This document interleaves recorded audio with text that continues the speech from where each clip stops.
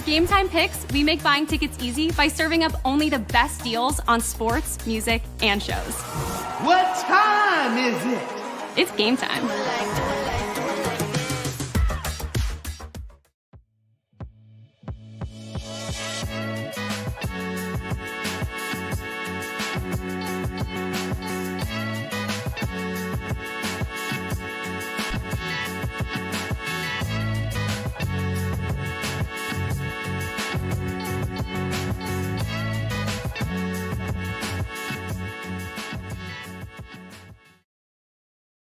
Hello, everybody, and welcome to the Hockey Podcast Network. Happy Friday. It's the end of the work week. You did it. You made it. Congratulations to us all. This is amazing. We're almost at Christmas time. We're almost at World Juniors time. Lots of exciting things upcoming on the hockey calendar. Very excited for it. Before we get started here, the game puck drop just happened. Before we get started, though, if you are new to this channel, subscribe. Bottom right hand corner, smash the like button as well. Make sure to follow us on social media at HockeyPodNet is the Insta and Twitter. You can follow me on Twitter at Grant Akeem is my handle if you'd like to check me out there. Also, thank you to the sponsors, Gametime and DraftKings. Use promo code THPN when you sign up for both. With Gametime, you get $20 off your first purchase, which is incredible. Shout out Gametime for that. So if you want to see the Red Wings or Canadiens play in person, you can. And you get $20 off when you go, because ticket prices are insane nowadays. So that is a massive, massive deal. Shout out to them. Talbot's going to cover here. 19:03 to go. Let's get the stats up. Let's do lineups too. And also let me know who you think is going to win. And we need score predictions as well. And if I was a betting man, I'm going to go for the Montreal Canadiens win tonight in overtime 4-3. I don't know why. I woke up this morning and I had a dream of Patrick Laine scoring the game-winning goal in overtime. So that's what I'm going to go with today. Patrick Laine in OT, 4-3 for Montreal. And this is a big-time matchup too. But let's get this up and I can explain. This is a big-time matchup because these teams are teams that are going to fight for the last two spots in the Eastern Conference, right? Detroit is one of those teams that's like, they're there. Like last year, did they deserve to go over Washington? Yes. But like as a Red Wings fan, you kind of got to feel frustrated because year after year, we're like, oh, it's Detroit's year. They're going to do it. And then they end up not doing it. Montreal is a different case. I feel like, they're going to suck for a little bit. They have lots of young talent coming up. So you got to be patient with Montreal. But honestly, the Eastern Conference, it's very top heavy. So I would argue Detroit is obviously still in the running to be a wild card team.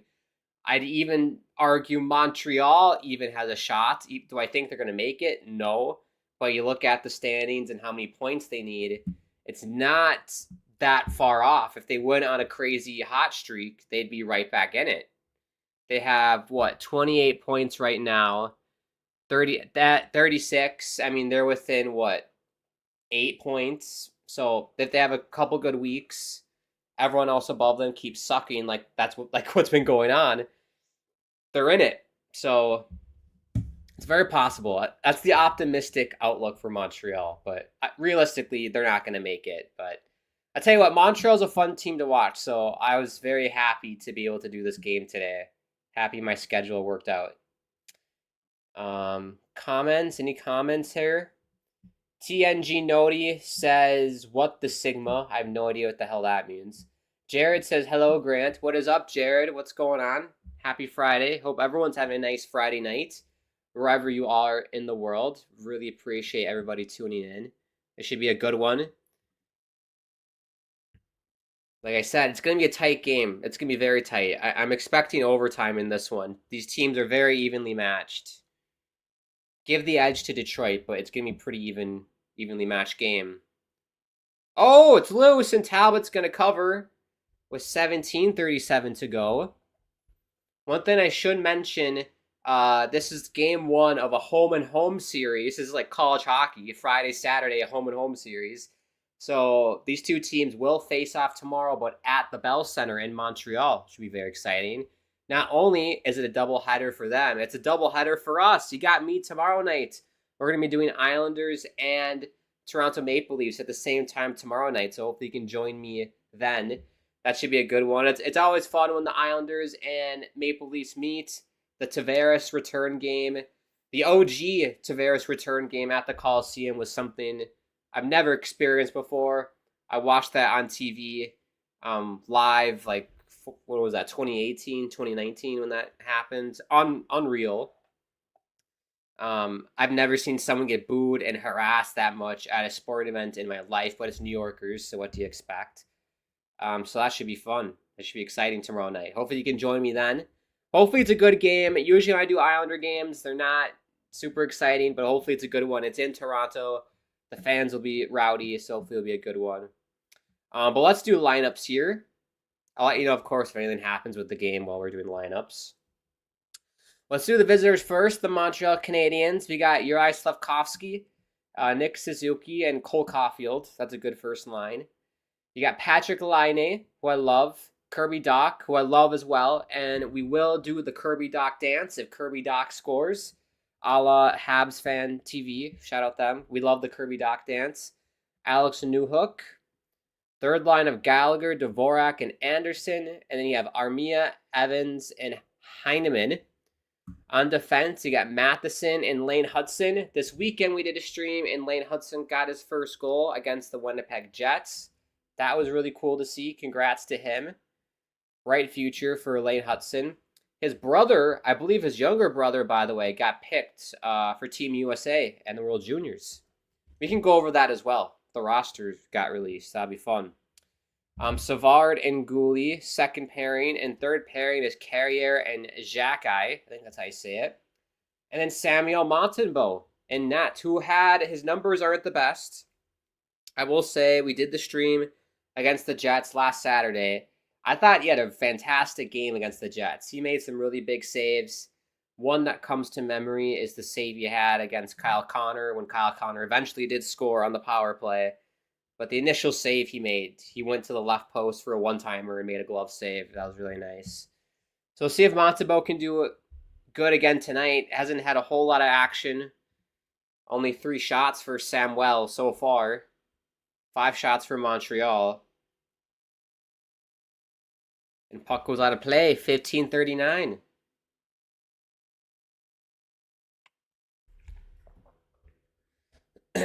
Oh, this is Green Day. Listen to me, why I don't want to go. Da da da da da.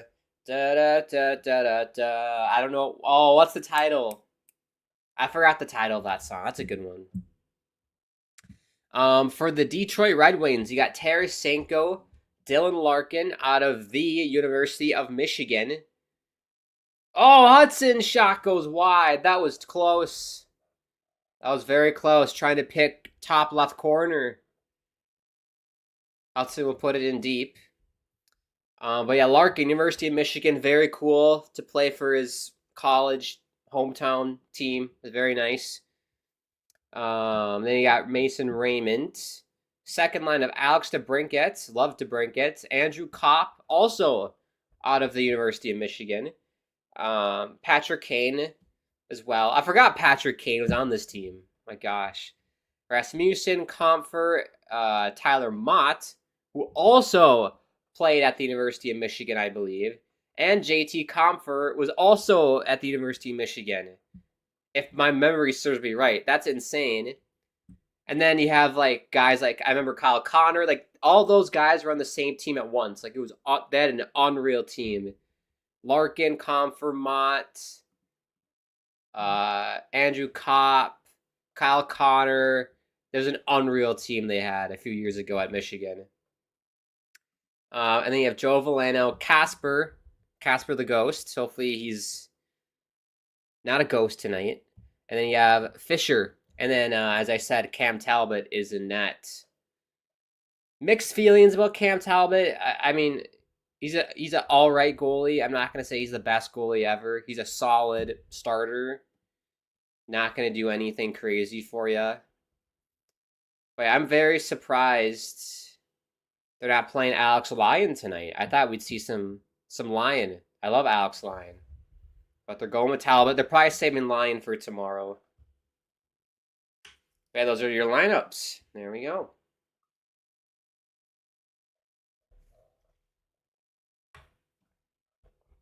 Good keep by Savard.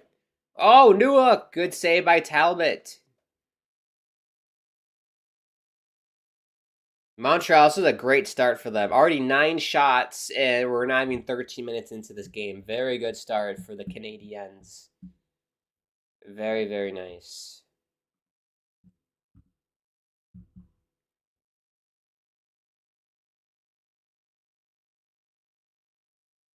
Yeah, people, you gotta let me know your score predictions. I said 4-3 overtime. I don't think anyone else has shared. You gotta let me know.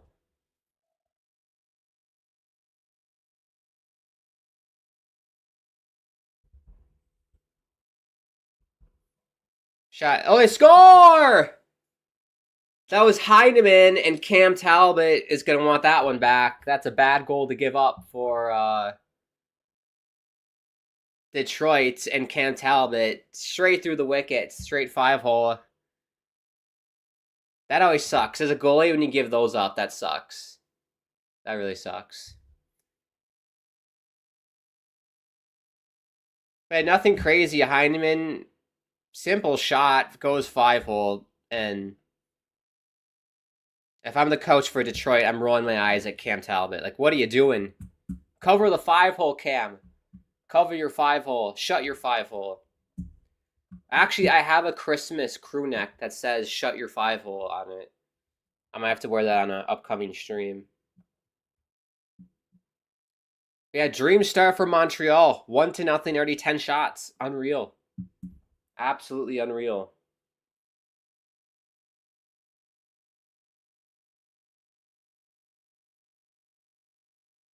So that's Emil Heineman, his 7th of the year from Evans and Mike Matheson. Here comes Montreal again. Hudson's shot goes wide. Here's Matheson for Hudson. And it goes out of play. 12:08 to go. TV timeout. Detroit needs it. Man, they're on the ropes early on. It's like Jake Paul versus Mike Tyson fight. Tyson's on the ropes. We'll see if they can use this TV timeout to help. Yeah, let's look at some out-of-town scores as well. Got a lot of games tonight in the NHL. I mean, not as many as I thought. So you got Colorado, Anaheim tonight, Utah, Minnesota, the Rangers and Stars. How about those New York Rangers, man? 15-15-1 out of the playoffs. They won the President's Trophy last year, made it to an East Final, and have one of the best goaltenders in the world, the most expensive goaltenders in the world, and they're having this kind of year. It's crazy. They have Carolina and Washington. They're scoreless right now in the first. You got Florida and the Panthers. Panthers and Blues scoreless in the first. Our game's 1-0. Toronto, Buffalo. Toronto already up 2-0 over Buffalo. And I feel for you Buffalo Sabres fans. What a crap. I almost swore. I try to keep it PG on here. Or PG-13. What a crap year for Buffalo, man. I feel for your Sabres fans. Just, oh my gosh. You can't catch a break. Cannot catch a break. Because a few years ago, I remember they started off really well, the Buffalo Sabres. Like, really, really well. Like, they were like one of the top teams in the league, and then they just tanked. And they have, like, solid players. They genuinely do. It's just lack of goaltending and defense, I think, that just really does them up the keister. They have good pieces in Buffalo. It's just a matter of, like, getting the right fit and molding the team to their strengths and everything. But yeah, it's very frustrating for Buffalo. I don't even know where they are in the standings. No man's land is where they are. They're a point behind Montreal, but yeah, 11-17-4, dead last in the Eastern Conference. And how about this, people? I just looked. The New York Islanders are dead last in the Metro. That they a -17 goal differential. I didn't even realize that. If you don't know, the Islanders are my favorite team, so that's why we're doing the Islanders game tomorrow against the Maple Leafs. And it's insane because I get lots of heat for being like, oh, anti-Islanders or whatever, but I want the team to be successful and move on from the core, and do like a somewhat of a rebuild, but lots of people are against that. But I mean, if you're against it, it's obviously not working. We're dead last in our division.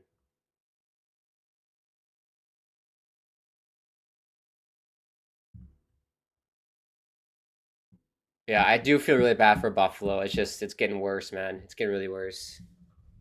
But you have Devin Levi. I love Devin Levi, the goalie. Big fan of his. Oh! DeBrincat goes wide.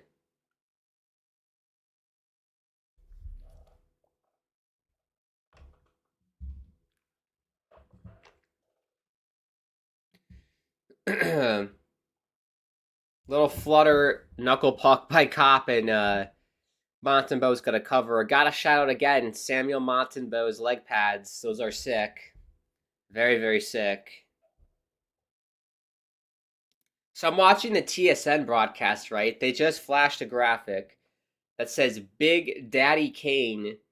He has 1,297 points, would be the third American ever to reach 1,300 points. Fantastic stats. I think that's incredible. I love Patrick Kane. Why do you have to call him Daddy Kane, TSN? I think that's a bit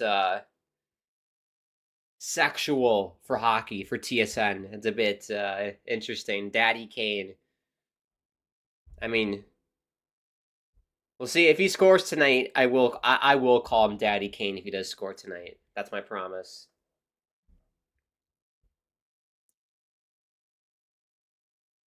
But yeah, good for him. I'm a big fan. I remember probably my favorite Patrick Kane moment, and you can share yours in the comments. I think one of my favorite Patrick Kane moments was the 2010 Vancouver Olympics gold medal game, USA Canada. I was in 5th grade, and we were down 2-1, I think, with like a minute to go. We pull Ryan Miller. That was Zach Parise who scored. That was Zach Parise's score. Patrick Kane got the assist on it, right? Yeah. Patrick Kane assisted the game time goal to Zach Parise. I forgot Parise scored that. I take that back. That's not my favorite Patrick Kane moment. What? How did Evans miss that? It was a 2-on-1 for Montreal, and Evans had an empty net, and he somehow didn't score. What the bloody hell? I need to see that on replay. What the hell? There's got to be a whistle. I need to see that. How did he miss that? I mean, that's Stevie Wonder goal. That's a Stevie Wonder goal. If you know, you know.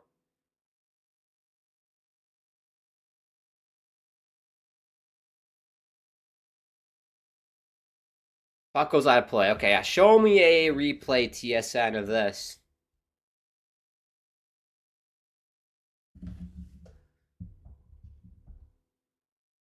Evans can't believe it. Oh, TSN. They're not going to show me. They're showing the skyline of Detroit. Hopefully after the commercial they do.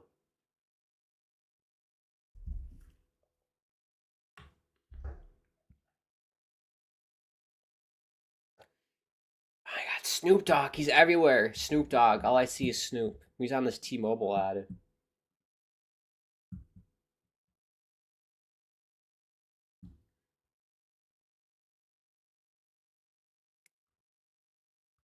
While we have a moment,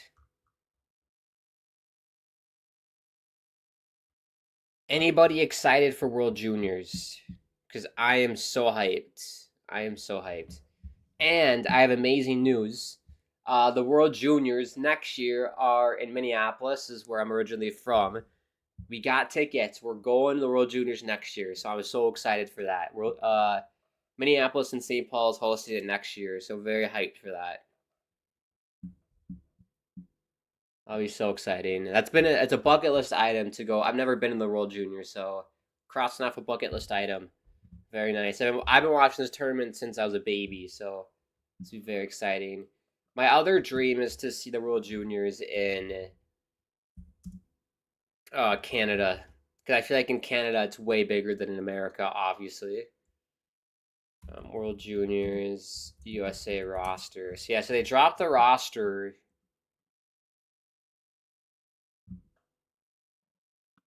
I think yesterday, the official roster. I do feel bad for the kids who got cut. I mean, that's got to be terrible when like you get called into camp to do the World Juniors and then you get cut. But you at least you're like an emergency backup. So if someone gets hurt, then you're gonna get called in. But that does suck if you didn't get picked. But yeah, honestly, for the World Juniors, there's nothing surprising. Like Trey Augustine in net. I mean, that's incredible. I think he's probably the best, if not one of the best goalies in the tournament. Trey Augustine. It's gonna be his third time, I believe, going. Yeah, 23 and 24. So it'll be his third World Juniors in a row. It was insane last year. Team USA won gold, of course, in last year. Where was it last year? I feel like it was in Europe because I remember having to get up kind of early for those games. Sweden, that's right. It was in Sweden, Gothenburg. Yeah, happy it's in Canada. It's always fun in Canada. They're just talking about the World Juniors. Look at that. Guys who I like Ryan Leonard out of Boston College is really good. Oliver Moore, University of Minnesota. Danny Nelson, I'm excited to watch him. He's an Islanders draft pick. Cole Hudson, there's got to be a relation to Lane Hudson, I'm assuming. Zeev Buium out of Denver is going to be really fun. Gabe Perreault out of Boston College. Cole Eiserman out of Boston University.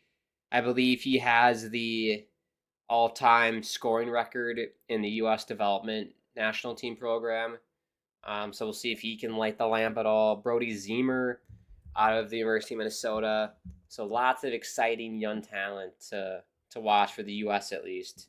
I don't know Team Canada, so if somebody knows Team Canada, you can let me know the good players from them. Oh, here's Cop. Good save by Montembeault. Right in his gut, in the crest.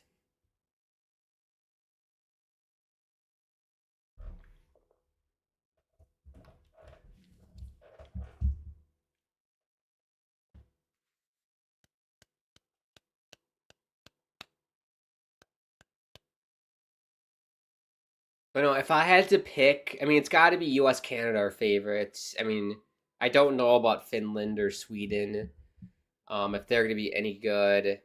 Czech Republic made it to the finals or championship game against Canada when it was like in Halifax, I believe. So I mean, Czech Republic's gotten a lot better. You can't sleep on Slovakia; they're getting better.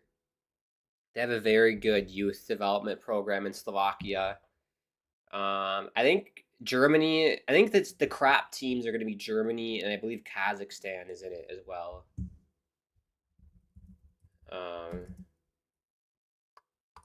I just want to know the schedule or groups.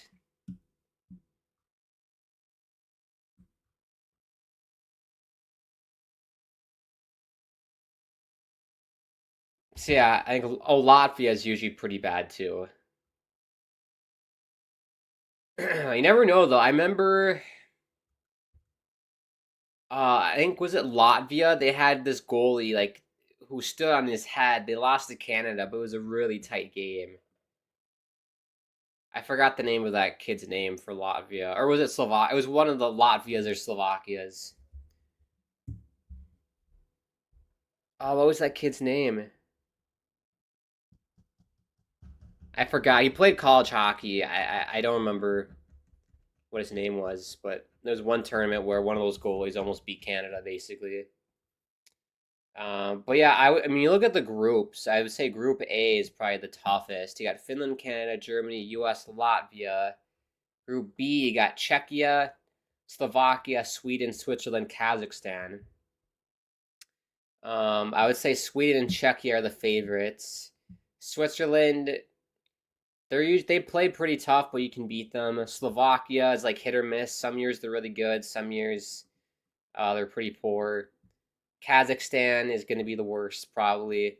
I would say relegation is going to be Latvia and Kazakhstan. But it's good. It all depends on who wins between Germany and Latvia, honestly. Wait, good save by Montembeau there. Little leg flipper kick save, if that's a word. Oh, Patty Kane! Daddy Kane has scored for Detroit. Roofs it past Montembeau. What a shot. He probably had a hole of like this big to shoot at. That big. He just did a little sauce to that top right corner. Unreal. Look at this on the replay. I believe it was DeBrincat who kept it in almost by the goal line, honestly. Patrick Kane just lofts it top right corner.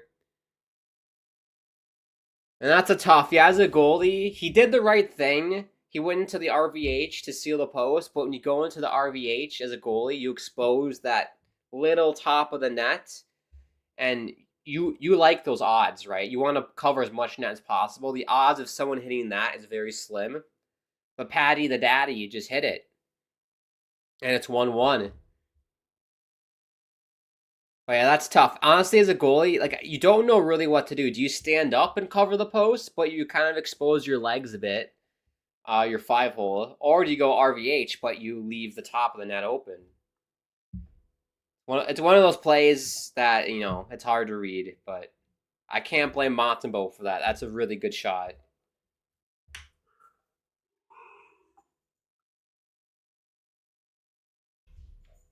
Oh! That was Mo Sider. He rushed the puck and he hit the outside of the post. Detroit's got some life right now. The shots have tightened up. It's 12-10 now. Oh! Oh, through the crease for Detroit, and it goes out of the zone. Wow. I don't know who that was for Detroit, but he had a wide open shot in the slot and missed it.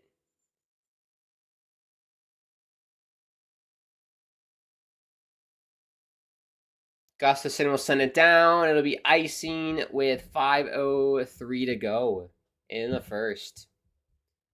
Well, I appreciate everybody tuning in. This has been a fun stream so far. The chat has been super chatty tonight, so thank you for that. If you're new, subscribe. Bottom right-hand corner. I forgot how far we are to the next, 6K, I think. I think we're at like 5.4 or something. Tell your friends and family about the channel. We got you covered for everything NHL, Stanley Cup, playoffs, the finals, the whole shebang. World Juniors, like I mentioned. We'll be doing some streams for that. I'm going to try and do a couple streams during the tournament. I usually like to pick the smaller teams and watch them play. So like the Germany-Latvia game, it'd be fun to go live for that one. Or I don't know. That's really the only small game in our group. Every other game is going to be massive. Canada, Germany, Finland, Latvia, Canada, Latvia, USA, Latvia. So Germany, Latvia, that'd be fun to cover. Or honestly, watch Kazakhstan play would be cool too. I love watching the smaller nations play because it's like kind of like, it's honestly for a lot of those kids, it's like the biggest stage of their career that they're ever going to be on. So it's really, really cool. Look out, Casper. Good block by Hudson. If Casper the Ghost scores, he's got to do like I don't know what celebration he could do. Armia, what a stop by Talbot. Cold-blooded.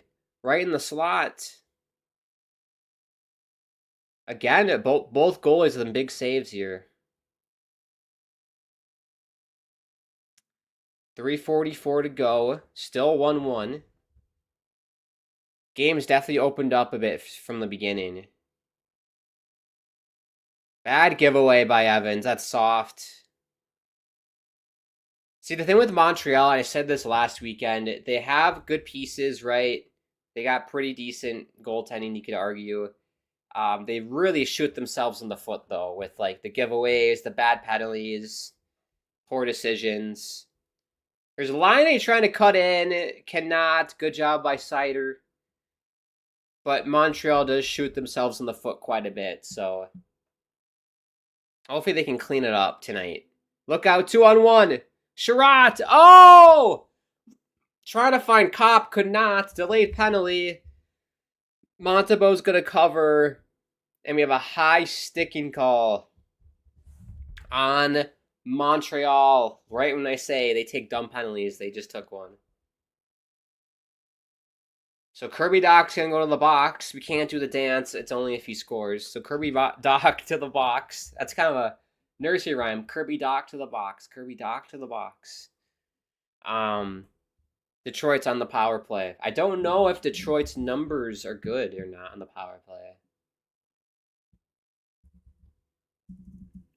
NHL power play rankings.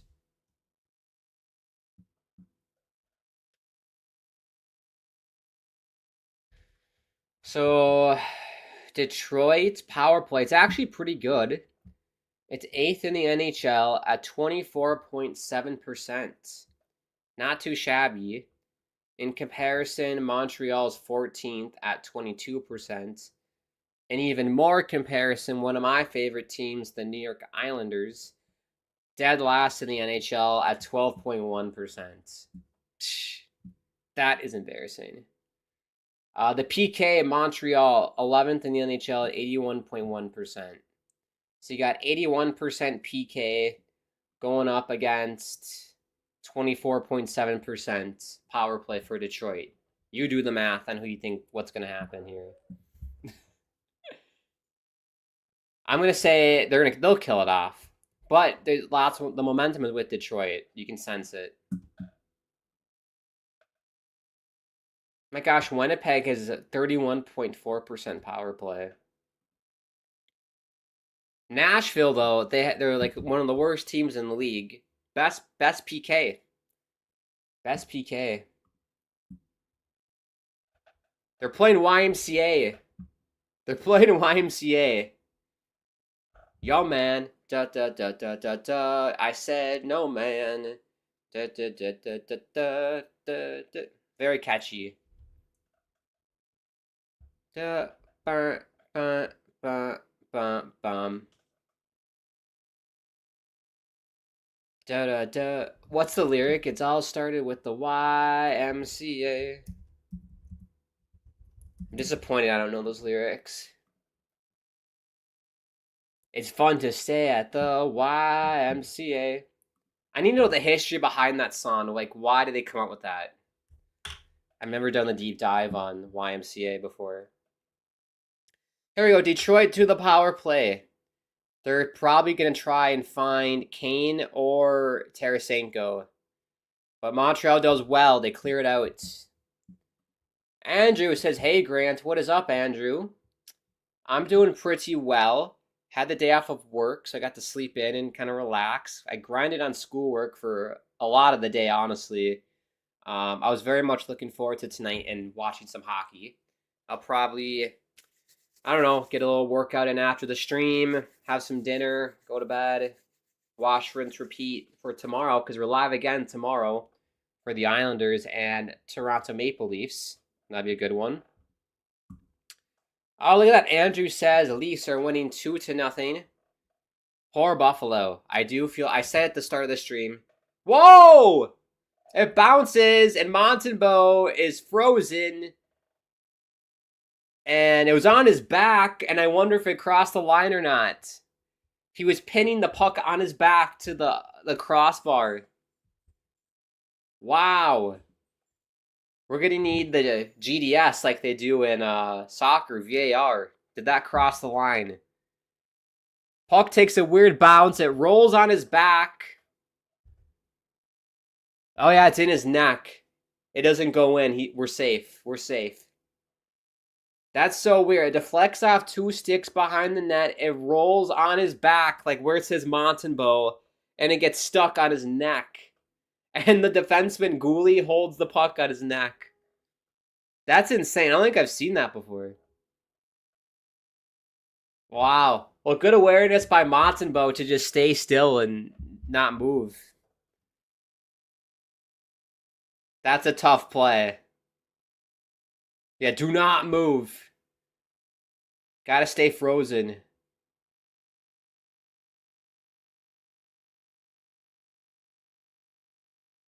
That's hilarious. But yeah, bad for Buffalo. I do feel bad. Andrew says, "Are you ready for Christmas?" I am. I mean, yes and no. Christmas is just like, it's, I don't know. As I've gotten older, it's just kind of like another day. Honestly, it doesn't have the same spark as, as a kid. I remember, like, look out, here's Evans, shorthanded, cuts in, he scores. Jake Evans, he makes up for the one that he missed early on where he had an empty net. He makes up for it, and it's 2-1 Montreal. Let's go. Amazing. Mo Seider tried to stop it. It was, who turned it over? I think that was Raymond who turned it over. Seider does a Superman dive and miss.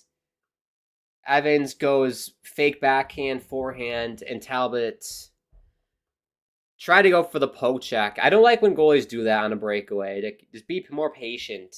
Be more patient. But good finish by Evans. 6th goal of the year. 2-1 Montreal. It is shorthanded. And the question before this was Montreal going to kill this penalty? They've done more than that. Huge goal, too, at the end of the period. Massive goal. Let's see if they can finish this kill. There's 10 seconds left in the kill. Got him. Oh, no! What a save by Montembeault on Tarasenko. Right in the slot. Last minute to go here in the first. It's all going off. Offsides.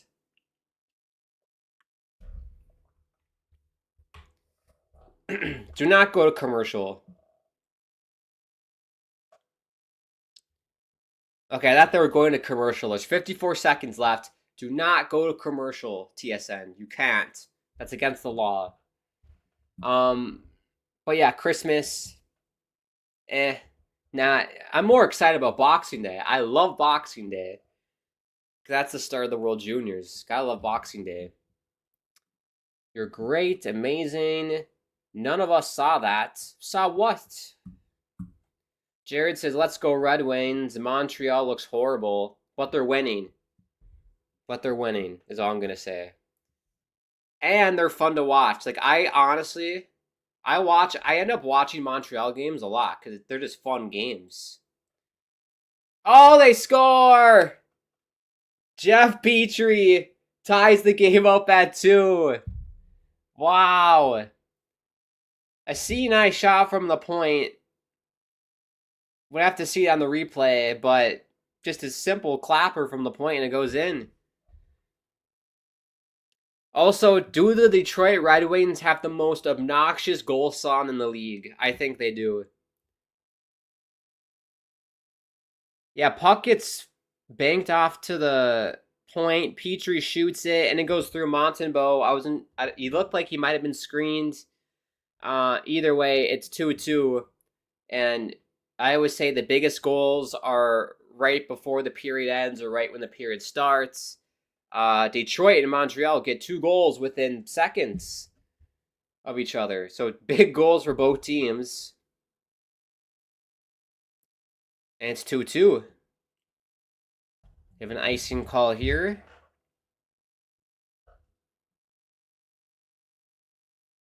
I didn't realize this. Petrie is from Detroit. That's fun. Or from Michigan. Here's a good look at it. Here's the look from behind. It might have gotten tipped. I think it got tipped. It went blocker side on Montembeault, so I think it got tipped. That's tough. There's Hudson! Shot gets blocked by Mott. 5 seconds to go. And that's going to do it for the first. What a good period. I mean, honestly, being a Montreal fan is probably frustrating, but like as a kind of a more of a neutral, I'd say I lean Montreal, but I lean more neutral versus diehard Montreal fan. Obviously, I like watching them. They're a team I do like. They're exciting games, high scoring games. It's exciting hockey. Lots of young talents. It's fun to watch the kids play. Um, but yeah, we end here 2-2. Shots 13 to 14 for Montreal. Not a lot of defense with the shots. But that's where we end up. And for just tuning in, we can a quick recap for you. It started off honestly like all Montreal. This was all Montreal. I think the shots were like 10-3 at one point. Heineman gets the first goal from Evans and Matheson, making 1-0. And then this Kane goal was huge. As soon as Patrick Kane scored, it literally like he was at the goal line. Montembeault went down in the RVH, so that exposed like this much of the upper net was exposed. Patrick Kane does what Patrick Kane does. Little sauce pass that basically roofs it in that little pocket to make it 1-1. And that really changed the game. The momentum shifted to Detroit. Doc takes a high sticking penalty. And then shockingly shorthanded, Jake Evans gets a breakaway and scores. I don't know. I think Cam Talbot didn't really play that well. I blame him, honestly, for the first one for sure. Not so much for the second one because you're on a power play and you shouldn't be giving up breakaways, but I think he could have done a little bit better. And then I'm thinking, sweet, Montreal going to the break with the 2-1 lead. Petrie, I think we looked on the replay. It looked like it got tipped. Montembeault, you can't really do it. He was screened in and tipped. What can you do? Petrie gets the goal from Rasmussen, and that's where we end up, 2-2. Incredible. Take a sip of water.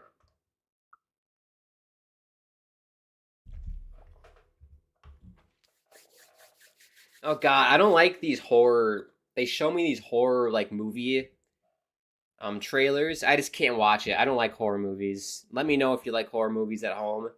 I cannot watch it. I just don't like it. It freaks me out. I like drama, comedy, that kind of stuff. That's more me. But these horror movies shit are terrible. Like I remember my friends took me to see It when that came out, the second one. And I was literally like crapping my pants the whole time during that movie at the theater. It was not fun for me. I was basically watching the movie like this. Like, what's going on? I can't look. It was terrible. Not my thing. But if it is your thing, that's amazing. But just not for me. Well, I appreciate everybody tuning in. The stream has been good so far. We have a good game, 2-2. I said my score prediction was 4-3 in overtime. We'll see if we get that tonight. Patrick Laine, game-winning goal incoming. You just wait. You just wait and see. But if you are new to this channel, please do subscribe. Bottom right-hand corner, smash the like button. Click the bell icon to be notified whenever we do go live on this channel. Follow us on our social media pages at HockeyPodNet is the Insta and Twitter. If you want to follow me on Twitter, at Grant Hakeem is my Twitter handle and basically my YouTube handle. I do have my own channel where I post hockey videos. I do gaming streams. I do a bunch of other random stuff. So you can check me out there if you want. When I'm not streaming here, I'm going to be there. Also, thank you to the sponsors Gametime and DraftKings. Use promo code THPN for both. With Gametime, you get $20 off your first purchase, which is massive because ticket prices nowadays, as you know, are insane. It's so expensive to do anything nowadays, so that's a big discount. So if you want to see Montreal play or Detroit play or any team play, you get $20 off your first purchase. Ace says Hudson got beat by his idol. Are you talking about Patrick Kane? I don't know who you're talking about, Ace. I was right. Hudson's favorite player is Patty Kane. Maybe he was just starstruck. Maybe he was, Ace, but that's just a really good shot. Like, he's at the goal line, pocket, literally hits a pocket like that big and buried it. So, what can you do? What can you do as a goalie? Not much. But yeah, we did the sponsors. If you're new, subscribe. We'll take a little break here. We'll be back for the start of the second period, which is in about 10 minutes from now. Be back. Should be fun. Hopefully we get more goals. We love high-scoring games. Love high-scoring games on this channel. But yes, do what you gotta do. Grab some snacks, get some drinks. I'm gonna fill the water, maybe grab a snack or two. And we'll be back for the start of the second period.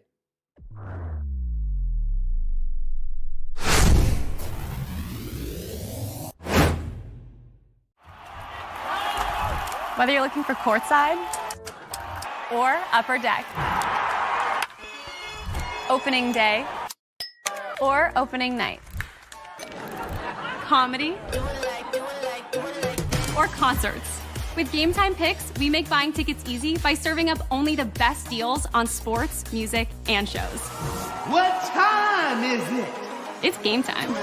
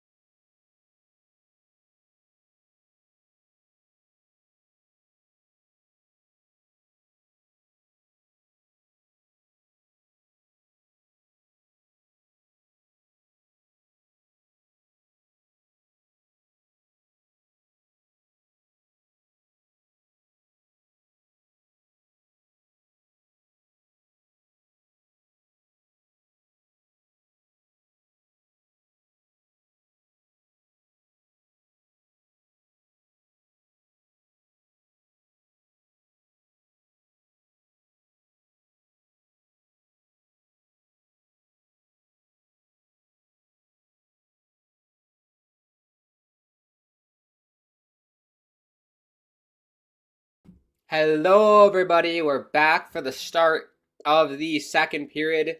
Sorry, I just had some snacks here. I was munching on some snacks. I was like, oh crap, we're back. Puck is dropped to the second. It is a 2-2 game. Let's get stats back up for everybody. There we go. 2-2 game. Very good start for Montreal, and then it was basically like they traded goals in the last minutes of the period. So we're left here, 2-2 game.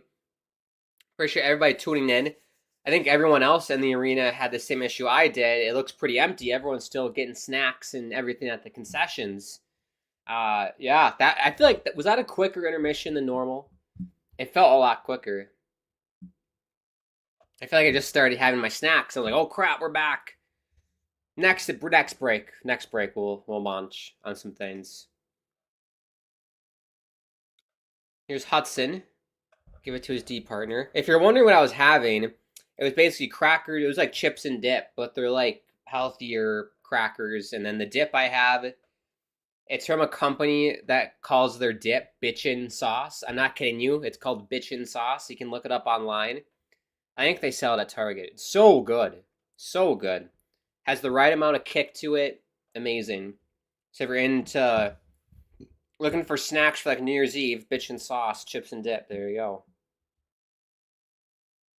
Anderson, backhand. Little spinorama backhand shot.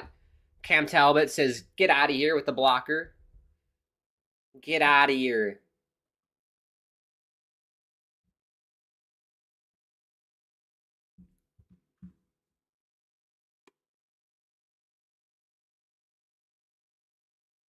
But you gotta let me know who you think is gonna win this game. I said 4-3 Montreal.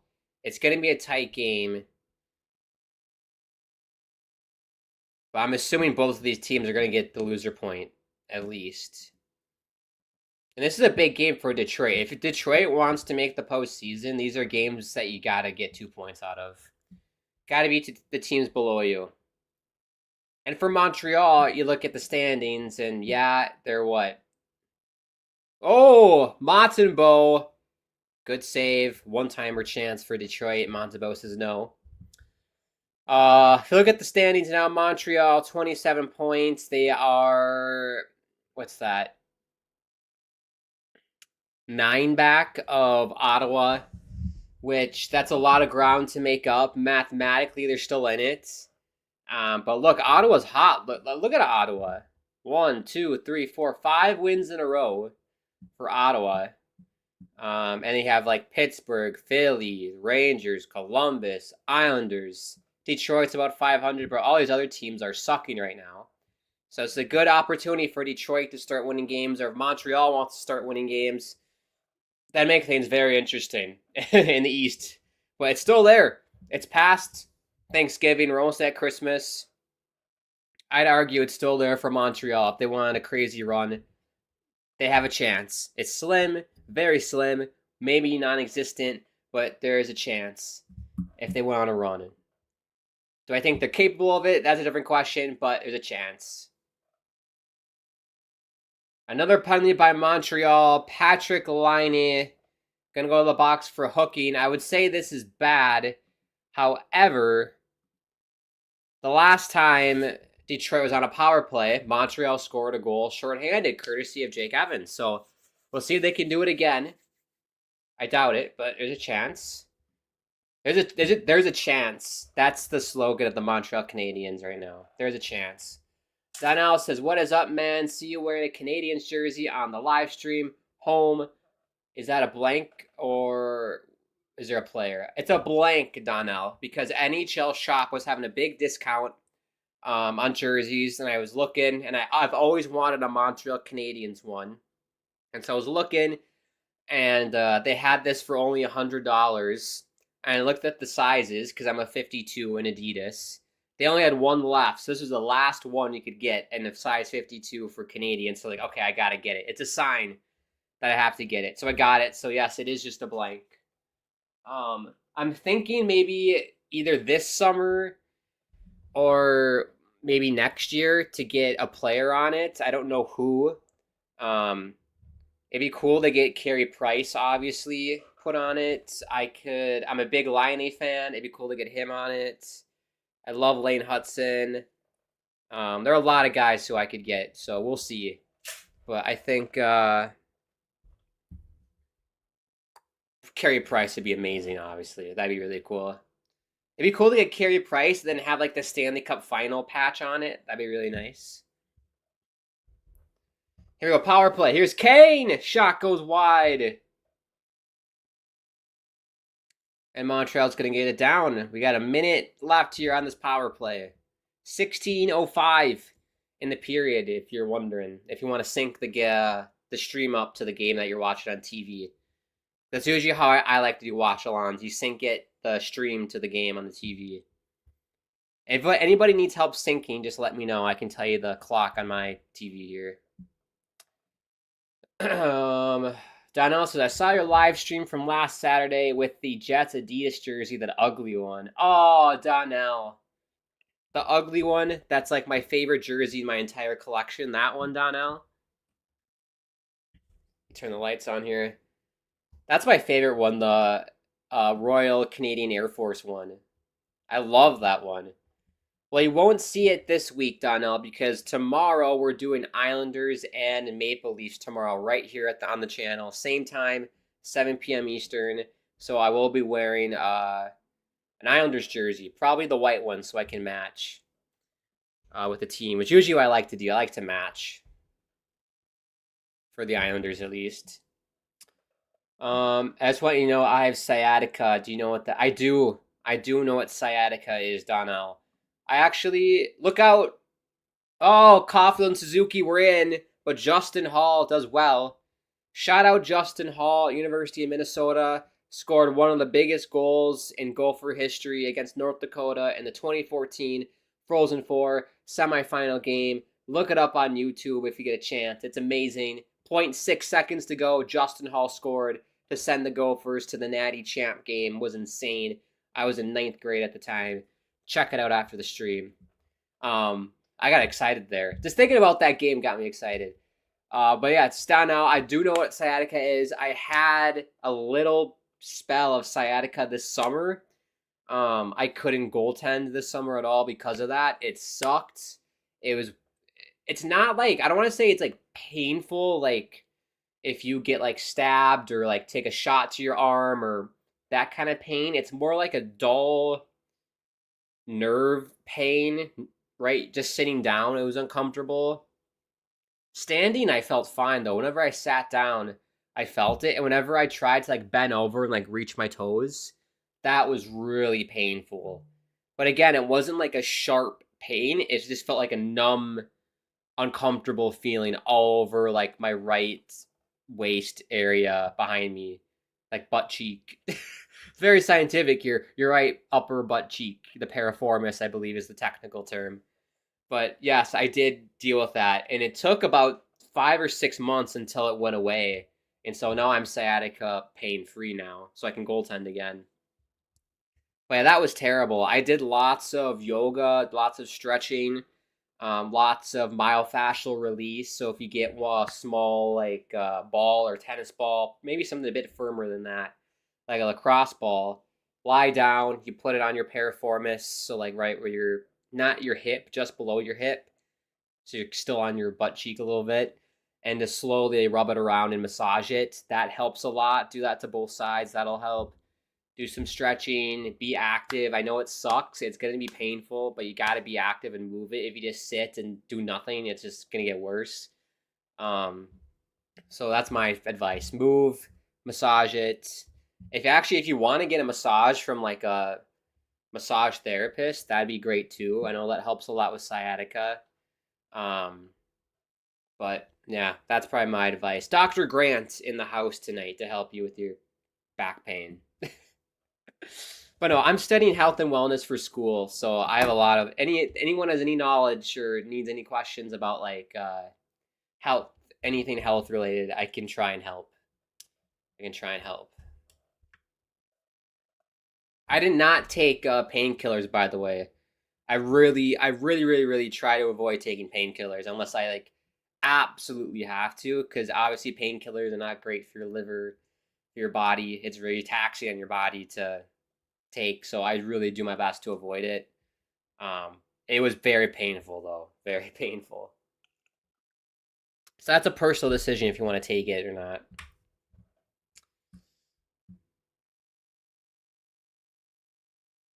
Wow, look at Patrick Laine's shot chart. It's all on the left side. That's hilarious. All on the left side.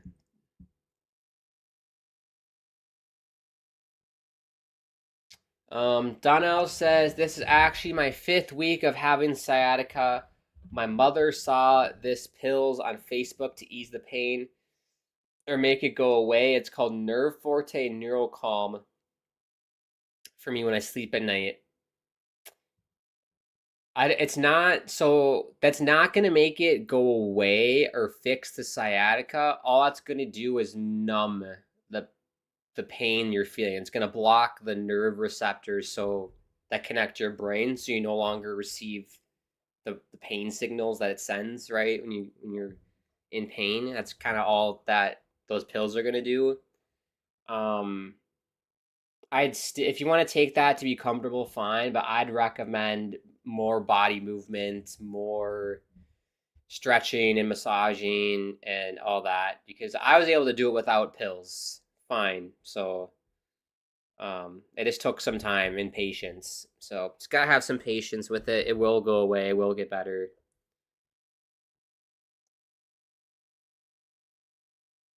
But that's just me. If you want to take the pills, go right ahead and take the pills. That's just me. Ace says, I had damaged ligaments in my ankle and tried to use as little pain meds as possible. People can hate, but THC helped me a lot and it's more natural. No, that's very true. Honestly, if I had to recommend somebody to take a painkiller, I would say take THC over ibuprofen, of course. Obviously, there are some side effects with THC, like you could get hooked on it and whatever. But no, I agree. That's definitely better than pain meds for sure.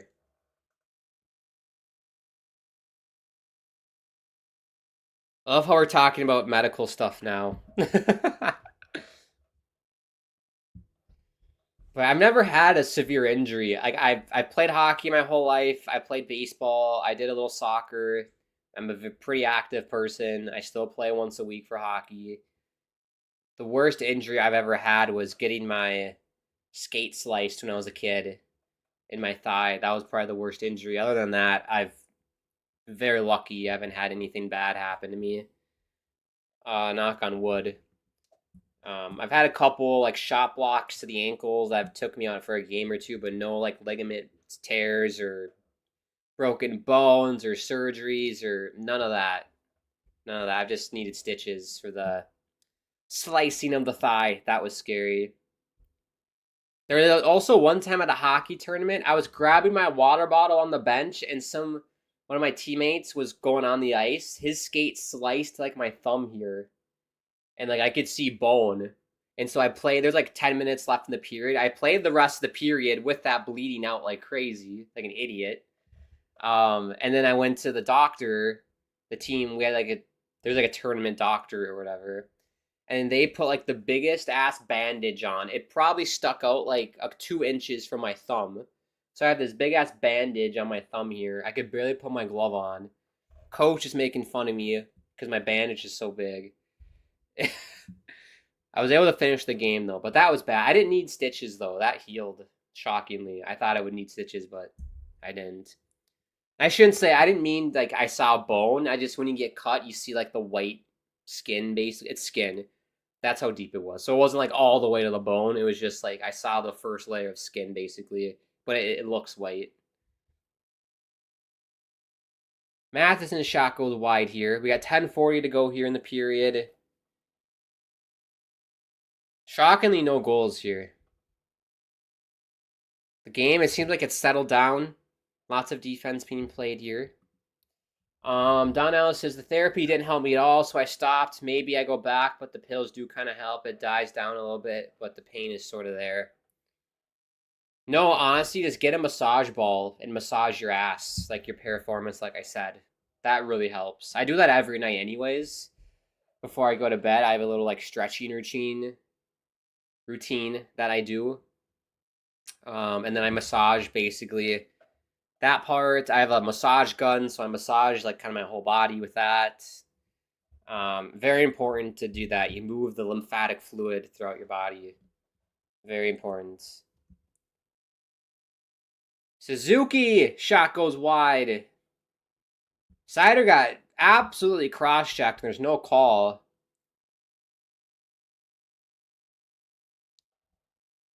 Here's Sherratt. There is a penalty. Okay, I was surprised by that. Like, you can't just do that to somebody. Referee's arm's gonna get a workout here. It's been a while. He's holding it up like this the whole time. Let's say I'm gonna do it with them in solidarity until Montreal touches it. There we go. There we go. Hockey-related comment again. As a Habs fan who said we got to be patient with Doc, I'm finding it's hard with how bad he's been. Same with Newhook. He doesn't have the same excuse. That's interesting. Like, I love Kirby Doc. I think Chicago fans had the same kind of complaints that you got to be patient, and they kind of ran out of patience. I think you just got to be more patient. He's lots of skill. You can't give up on a kid that has the skill of Doc and the tools to be successful. You got to just let him do his thing, let him struggle. Hopefully, it gets better. Give him more minutes, give him more playing time. That's what I would do.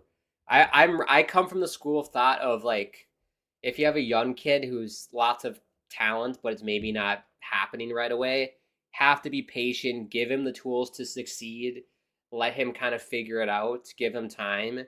Obviously, there's a point where it's like, if he's like 30 years old and not good, then obviously, yeah. But like, if it's like 5 years, there's no change, then obviously something needs to happen. But like, yeah, I think with younger players nowadays, it's got to be more patient, give them time and space to do their thing, and hopefully it works out. That's my school of thought with younger players. The older players, I'm more stern with, because like, you've been in the league now, you're a veteran. If you're not producing, I'm gonna ship you because you're not producing for me. That's kind of how I am. It might be ageist, I don't know, but I give the young guys a longer leash for sure.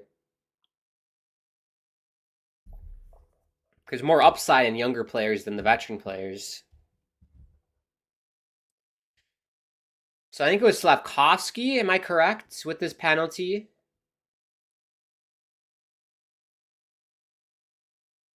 We'll see on this replay. Yeah, it is Slavkovsky. So Mo Seider got a couple good checks in when Slavkovsky was forechecking, and then Slavkovsky retaliated with the cross check. And Red Wings to the power play. And I said this at the start of the stream, Montreal just shoots themselves in the foot all the time with taking dumb penalties. They've already taken 3. They did get a shorty. We'll see what happens here. You can't keep giving Detroit lots of looks, because I think they're top 10 in the NHL when I looked in power play. Let me double check that. Yeah, they're 8th in the NHL in power play, so can't give them too many looks. Can't give them too many looks. Donnell says, the pain is in my left butt cheek, down my left leg. Gotcha. For me, it was on the right side, so it's on the left side for you. But yeah, massage it. Look out! Whoa! Casper. Montenbo says no to Casper. Get out of here, Casper the Ghost, and he gloves it. Then also, I didn't know you was that smart of knowing sciatica. Looking at you, do you look like a smart person? I don't know, Donna, do I look like a smart person? Hopefully I do. Like I said, I'm in my last year of school before I get my bachelor's. And then I'm going to do my master's program, which will take a year. And then I'm thinking about pursuing PhD stuff. So, I mean, we'll see if I'm feeling up for PhD stuff. I can always do it later when I get older. But I definitely want to get my master's for sure. And work in the health kind of industry and help people feel better through more like holistic modalities versus just taking a pill. That's what I do for myself. I always look for more holistic ways to fix a problem before I'll resort to like taking a pill for something. Because I just think going natural is just better for your body, healthier for you. You'll live longer, longevity, versus just taking a pill as soon as you feel something, right? So that's just my school thought. I'm very passionate about it. Actually, on my YouTube channel, I'm gonna start a more health video podcast or whatever, like a health series. I'm currently working on it, and hopefully I can film it during Christmas break here. Because basically all of next week I have no school, so hopefully I can film lots of stuff for that series. If you're interested in the health stuff, I will be making a series on my YouTube channel for that. If you're interested, but no, if I look smart, I appreciate it. But if I look dumb, that's okay too. I don't mind. Ace says that's very true. I love Doc, just more worried than anything. Don't want to see him go down the Nolan Patrick route with Doc missing more games than he's played in his NHL career. Yeah, the Nolan Pat, I remember that. Hopefully he doesn't do that. There are a lot of guys like that, like for the Islanders, because they're a team that I follow quite a bit. Like Oliver Wahlstrom, he was drafted 11th by the Islanders. He was supposed to be like, I think they said at the draft, he's a better finisher than Bill Guerin was in his heyday. And it hasn't panned out for the Islanders and Wahlstrom. He got picked up on waivers by Boston. So we'll see if a change of scenery helps Oliver Wahlstrom, but you see that quite a bit now with these young players that sometimes it doesn't pan out where they get drafted. Good save by Cam Talbot on Kirby Dach. As for mentioned, Kirby Dach. Nice little tip. Talbot denies him. I hope Kirby Dach scores now. That'd be amazing. We're talking about him so much. Hopefully he can get a goal here.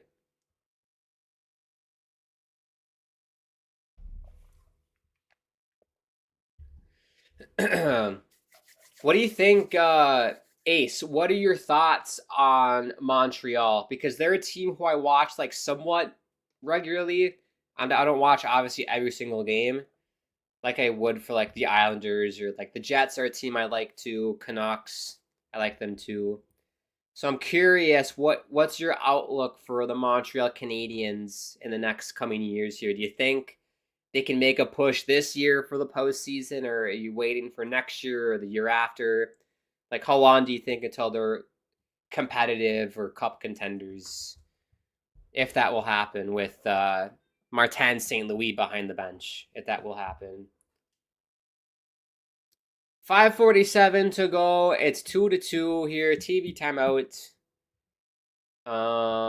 What are your thoughts of both Winter Classic jerseys? St. Louis Blues, Chicago Blackhawks. You know what? Let's pull that up right now while we're in a TV timeout. That's a good timing there, Donnell. 2025. I forget about the Winter Classic because it's during the World Juniors. Classic jerseys. I feel like they've gone south since I was a kid, being honest. Okay, here's a good picture. Let me zoom in on this. Zoom, zoom, zoom. Also, I'm very tech savvy. I don't know how to code or anything, but I do know how to use a Mac. So basically grew up with Macs. Here we go. Here's the picture. If you can see here. Can I make it bigger? There, I'll make it bigger.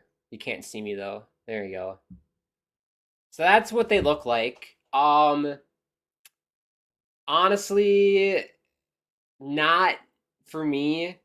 I think the Blackhawks one, it's just basic. I don't think it's that different from the normal ones, right? They put stripes on it. Cool. Not really my thing. The St. Louis Blues one is interesting though. I actually kind of like that. It's basic. It looks retro. It looks old school. I definitely like it more. And maybe I'm a sucker for blue and yellow. I think it's a good color combo.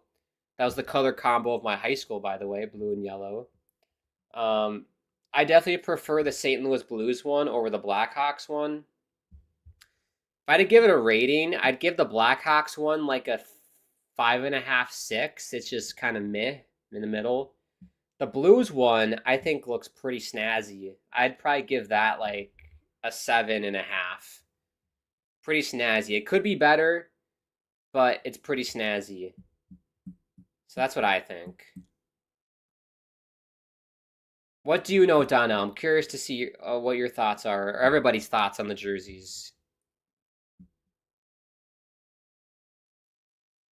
There we go. Back with stats. Ace says, I do look smart. I appreciate that, Ace. I'm wearing a Montreal jersey, so I'm obviously, all of us Montreal fans, we're very smart, aren't we? We are very smart. If you like Montreal, I think you're intelligent. If you like the Maple Leafs, that's another question. I've been a diehard Habs fan since 2013, and I trust Hughes more than Bergie. He's made a few moves. I'm not a fan of Newhook trade. Overall, I'm hopeful and believe of a very bright future. Yeah, that's kind of what I'm thinking. I think the future's very bright. Cole Caulfield, Lane Hudson looks like he's going to be an amazing defenseman.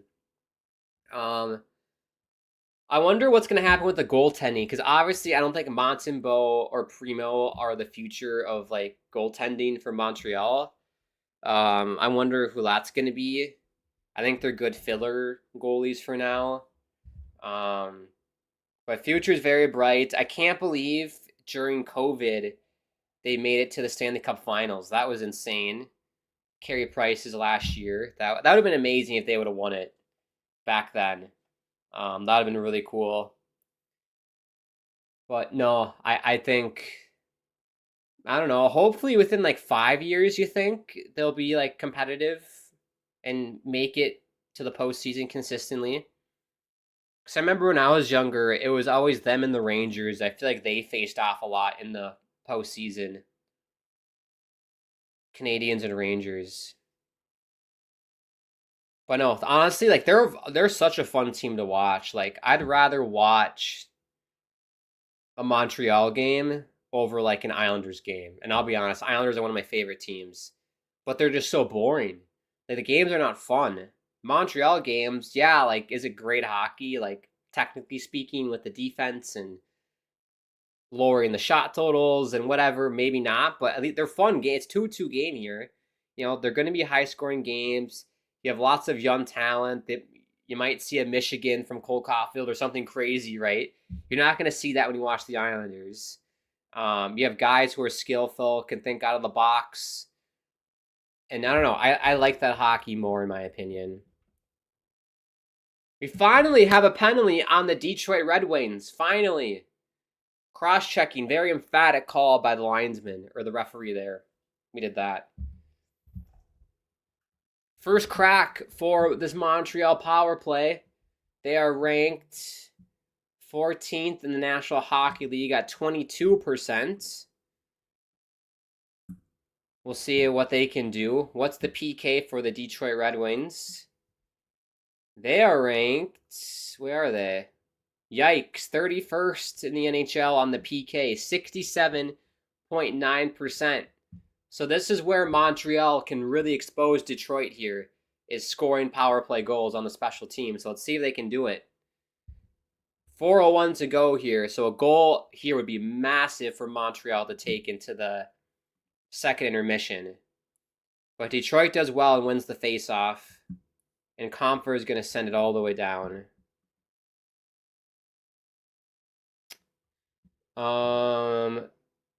I have seen the Winter Classic jersey for a while now. I like the Blackhawks jersey more than the Blues one. Interesting. I think, Donnell, we both have very unique tastes in jerseys. I like the Winnipeg RCAF jerseys. You think it's ugly. I like the Blues one. You like the Blackhawks one better. Very different takes on jerseys. What do you think of the Montreal one? Honestly, I think the Montreal home jersey is probably one of the cleanest jerseys in the league for home jerseys. It is so nice. Very, very nice. It's just a classic hockey jersey. It's just classic looking. Also, the road ones are nice too. I might have to get myself a road Montreal jersey too. Ace says, I cried tears of joy when we drafted Demidov. I have still a lot of belief in Slavkovsky and believe Suzuki's underrated as a Selke level guy. Our biggest weakness was in net, but I love Fowler. I know Nick Suzuki, very underrated. Line, good save by Talbot. I know this power play is so much fun because they basically just set up Line for that 1T in the left dot. And Talbot he read that perfectly, Talbot. It's like Liney's like the Ovechkin of Montreal for this power play. Just sets up in his office and waits to get fed, basically. But yeah, I think Suzuki's underrated. Slavkovsky, he does do stupid shit. Like he just took a stupid cross-checking penalty earlier. Cole Caulfield, I feel like he doesn't get a whole lot of attention either, but he's really good. I think Mike Matheson is a beast on defense, and I feel like he gets no recognition. I feel like he does really well, Mike Matheson. But yeah, the goaltending, they got to draft a goalie. That's really good. Maybe go to Russia. All these good goalies are coming from Russia nowadays, so maybe draft a young Russian kid.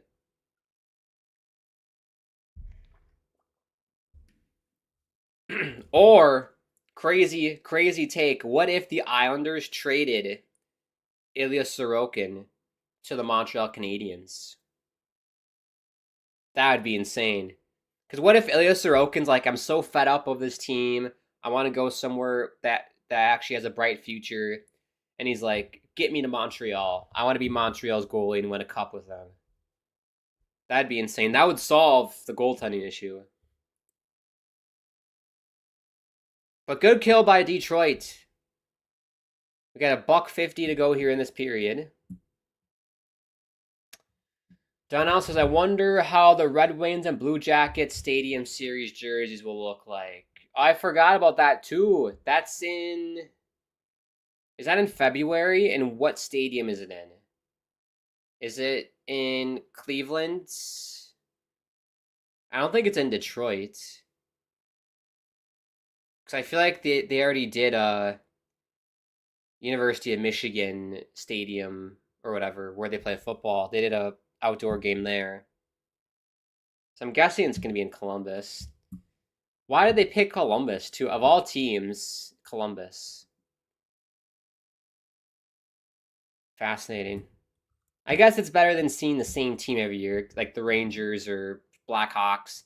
I don't know why Blackhawks get all this outdoor games. I don't understand it. I do and I don't.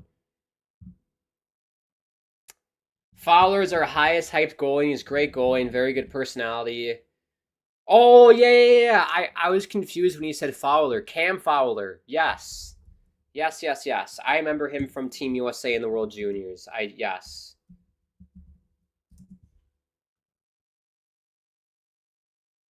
Right? Is that who I'm thinking of? Fowler? It's not Cam Fowler. What's his first name? Jacob Fowler.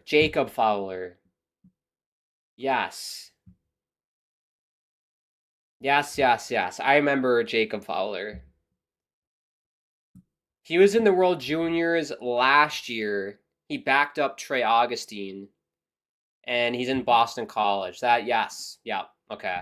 I gotcha. He looks incredible. I did not realize he was drafted by Montreal.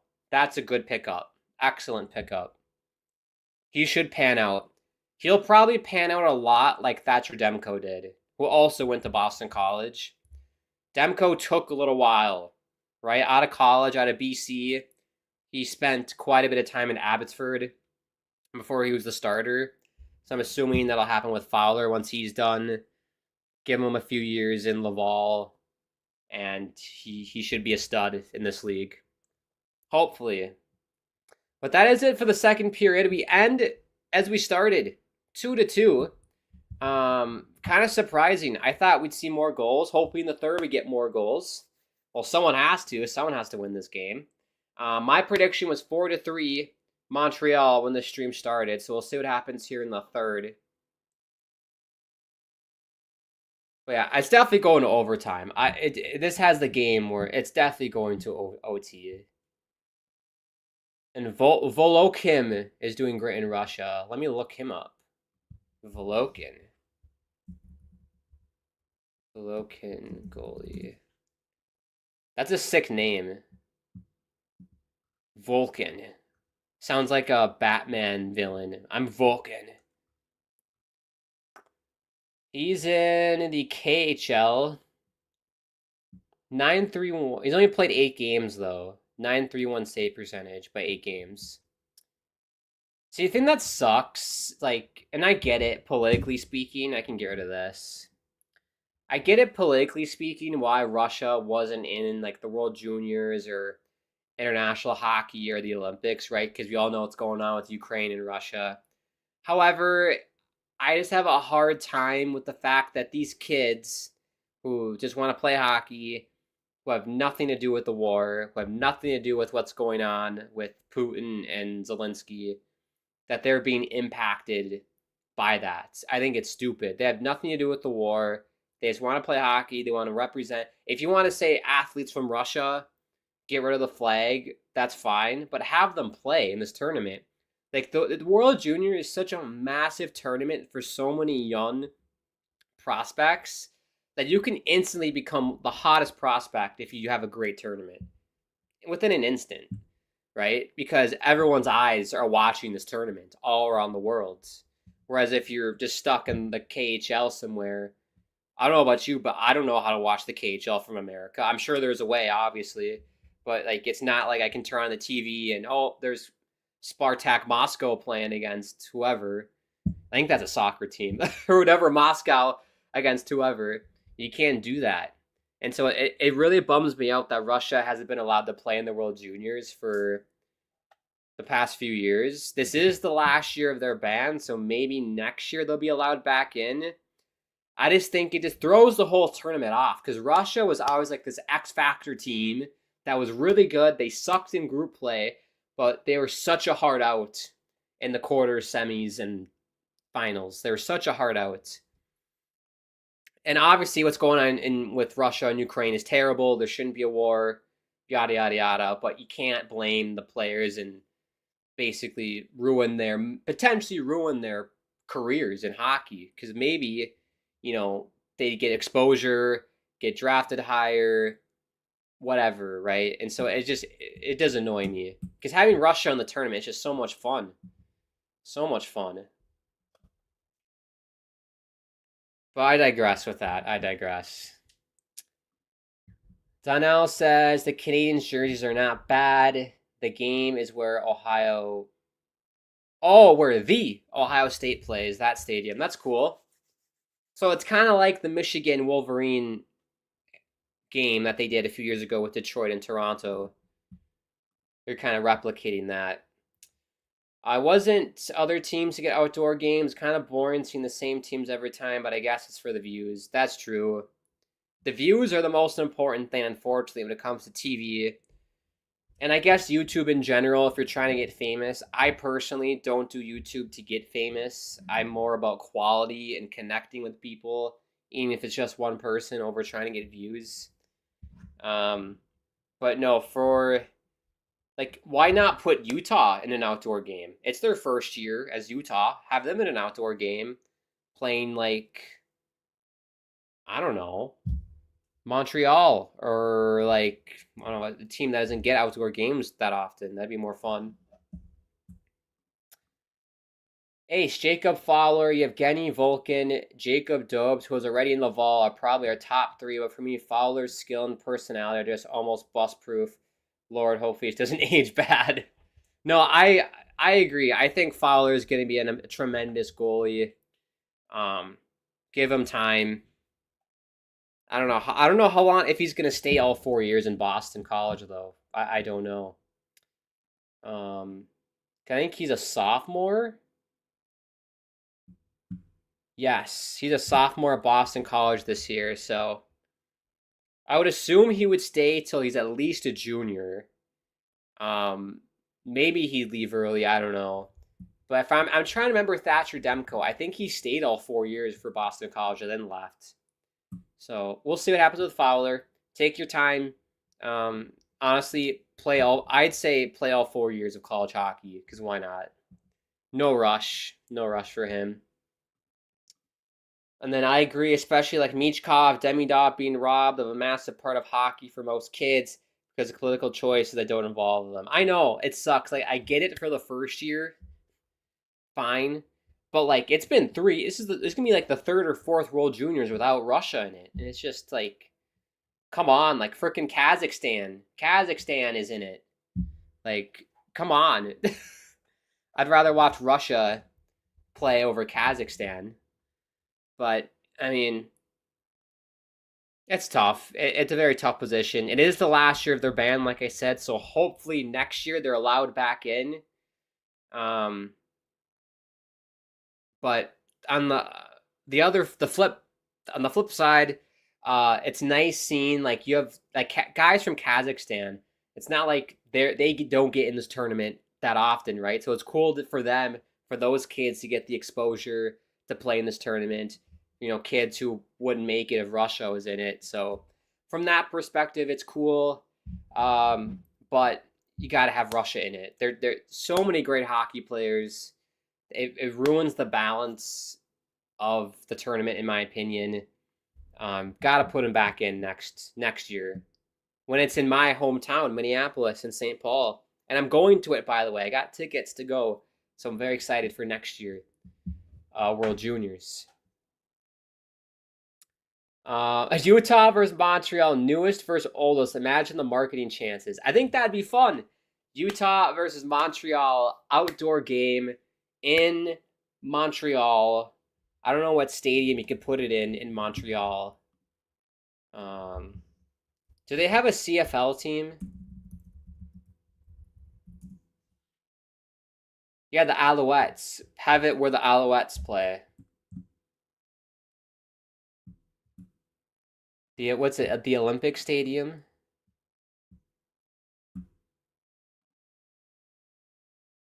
That'd be sick at the Olympic Stadium. If that's a thing. I don't know if that's a thing anymore.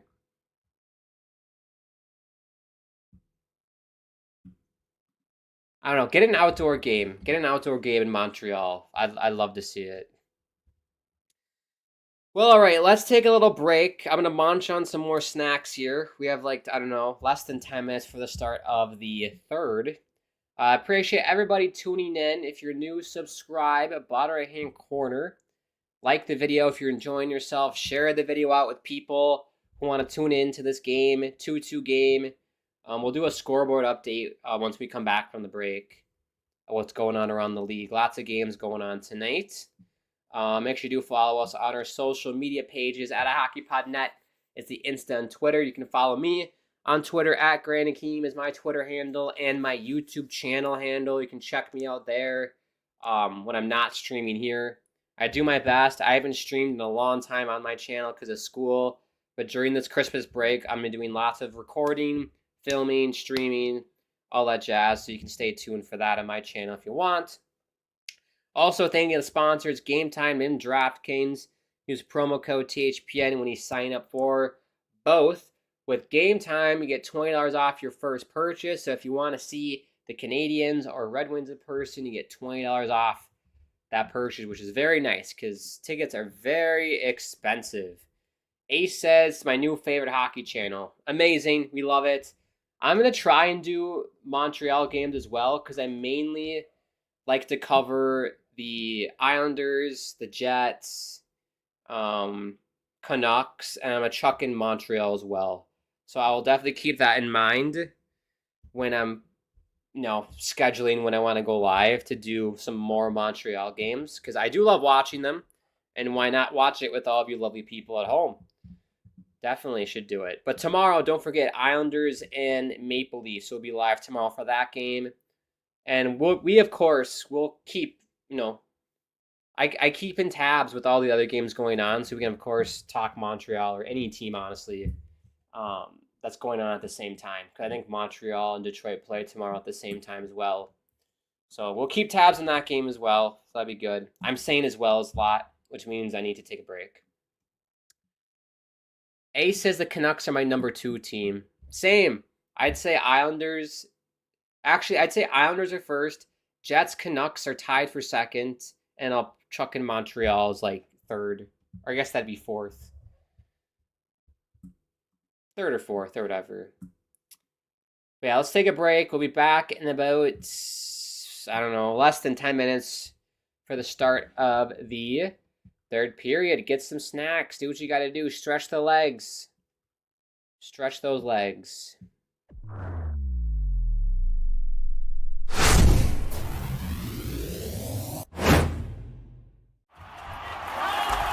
Whether you're looking for courtside or upper deck, opening day or opening night, comedy or concerts.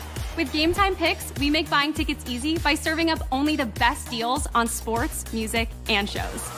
What time is it? It's game time.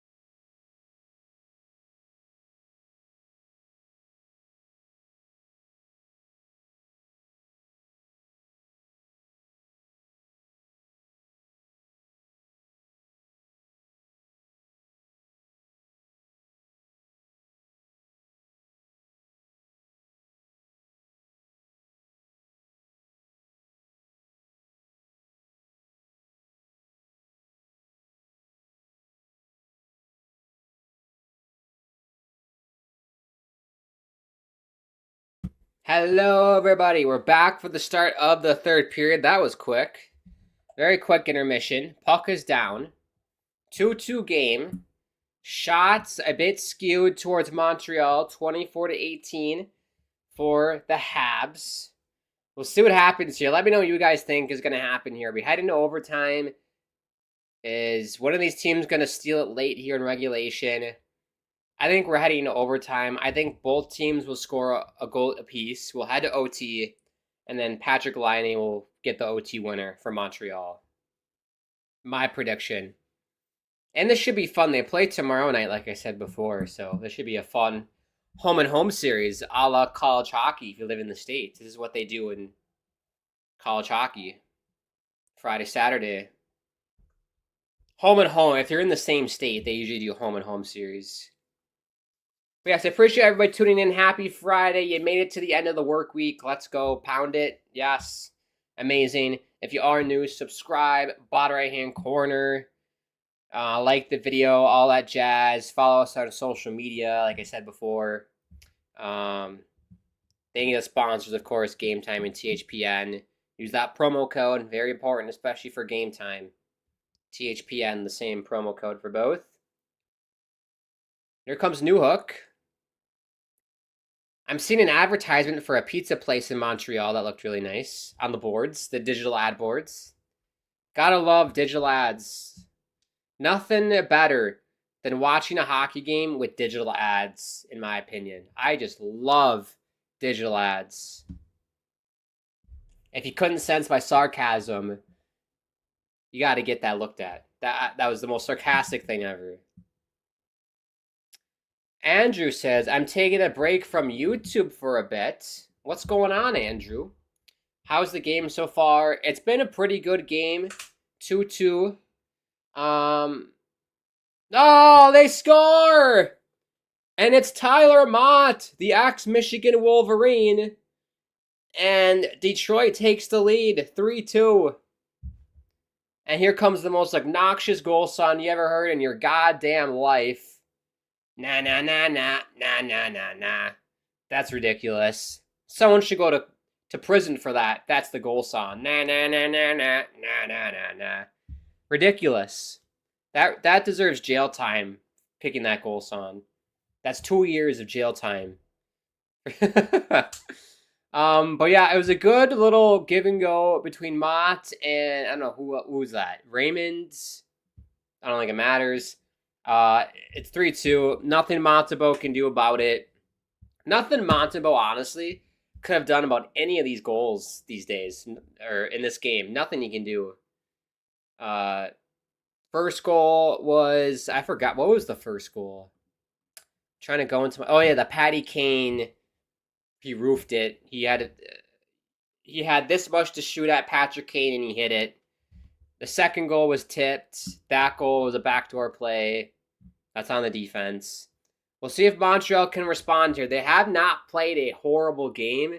They've just taken some dumb penalties, defensively, sloppy giveaways.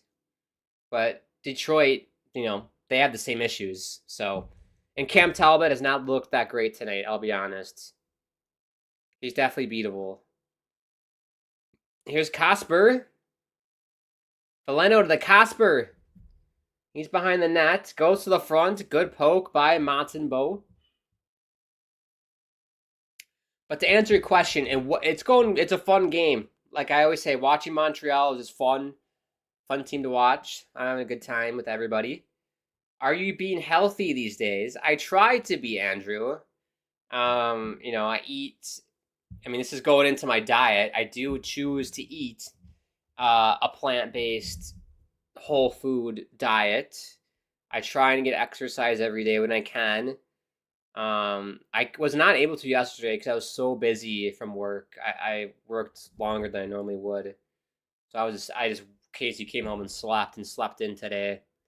But after this stream, I will get a little workout in. And I don't know, maybe go for a walk, have some dinner, wash, rinse, repeat for tomorrow night's stream. If you're just tuning in, we will be live tomorrow night for the Islanders and Maple Leafs game.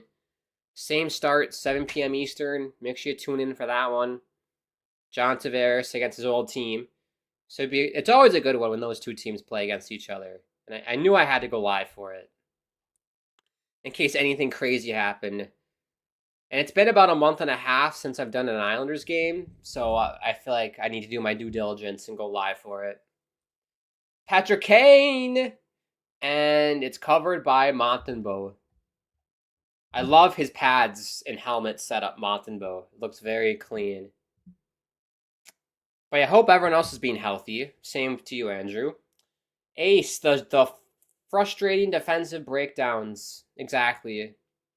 That's Montreal in a nutshell. The defensive breakdowns. You agree with me from my first comment. You're taking a break. Why are you taking a break from YouTube? Has Carrier stood out at all? I honestly have not really noticed him this game. And I don't watch enough Montreal to know if he stands out a lot every night. But tonight I've not noticed him that much.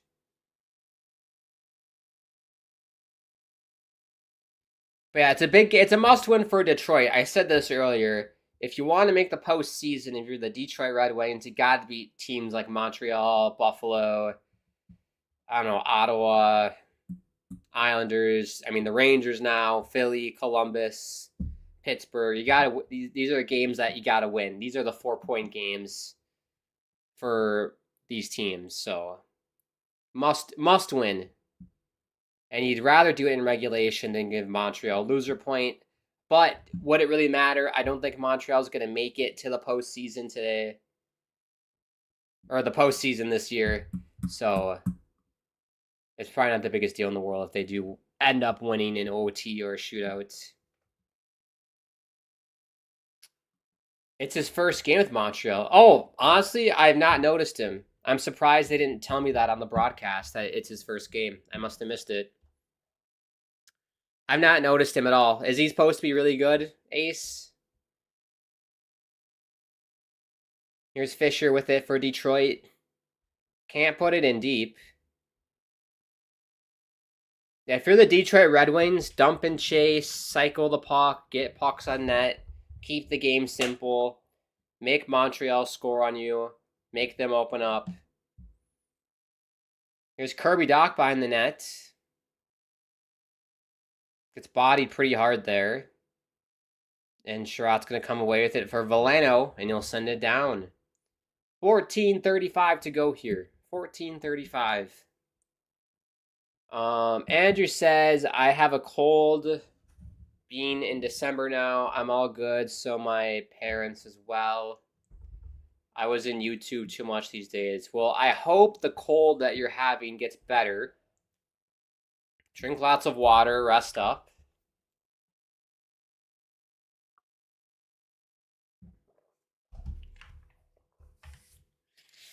That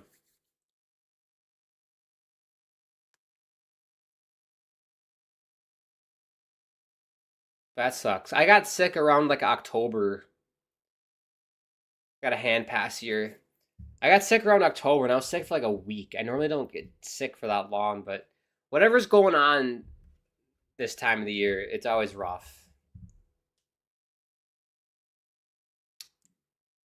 Andrew, Leafs 5-2, and the cold is gone. Well, there you go. Poof, like that, it's gone. It only lasted like 10 seconds, Andrew. That's amazing. Let's take a look at some out-of-town scores. I promised that at our last break that we would do that. And we're in a TV timeout. So Toronto and Buffalo, like Andrew said, it's 5-2 for Toronto in the third period. Our game is 3-2 Detroit. The Blues and Panthers. If you watched the stream like 2 weeks ago, the Jets announcer called the Florida Panthers whatever Manitoba accent that is, the Florida Panthers. 1-1 game in the third.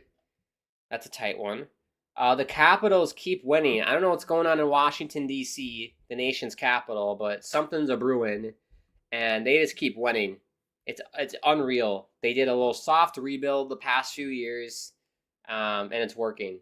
3-0 over Carolina in the third period. The Rangers and Dallas Stars. The Rangers have the lead. I repeat, Rangers have the lead 2-1. They couldn't beat Nashville, but they have a 2-1 lead over the Dallas Stars in Dallas. Trocheck and Riley Smith with the goals. Utah and the Minnesota Wild. It's tied 1 apiece, middle of the second period. Dylan Guenther got the goal for Utah. And then tonight you got Anaheim and the Colorado Avalanche. The Avalanche, you would say, it hasn't gone to plan so far. 19-15-0. Crazy they haven't lost in overtime. That's crazy. Oh yeah, I was just saying this. The Michigan men from Detroit.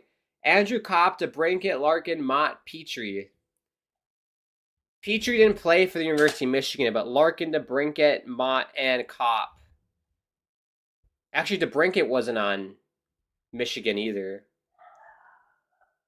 But yeah, I think they have 4 guys on Detroit from the University of Michigan. That team was electric with Kyle Connor as well. But yeah, you have Avalanche and Anaheim Ducks. Should be Colorado. They should win it, but you never know. You could see Anaheim winning. Dostal has done pretty good this year for Anaheim and net. I do feel bad for John Gibson for the Anaheim Ducks. I feel like his career is just being wasted in Anaheim. I'm honestly shocked they haven't dealt him somewhere else. Like, honestly, why not, like, Buffalo? They need a goaltender. Get him in Buffalo. Or Montreal, or, I don't know, any other team other than Anaheim that has some chance of winning a cup. Get him anywhere else than Anaheim. Ace says Carrier is a defenseman we got from Nashville for Barron. He's a second pair, 18 to 20 minute good skater. Defensive defenseman. My first game's going to take us some time. He's a defensive first guy. Well, that's good. You want to have guys like that on your team, not just like, Lane Hudson's.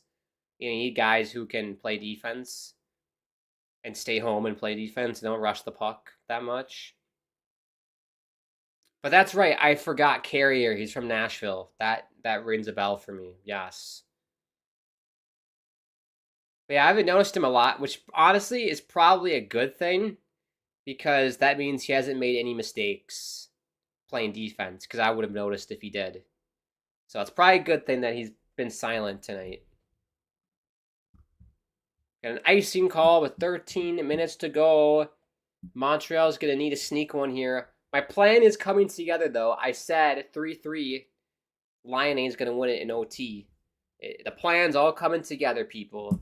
You can rewind to the very start of the stream. It's exactly what I predicted. Hopefully it pans out.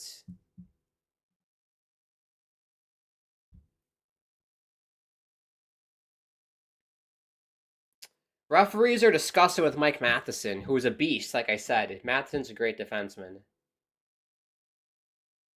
Oh, they're playing jump around. Jump, jump, jump, jump, jump.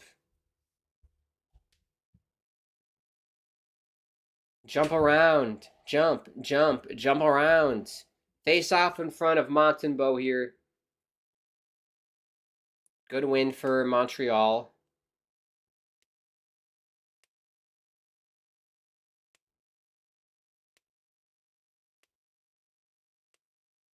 I always ask this at this point in the stream. I was like asking this question to people, and if you're new, it's a good question.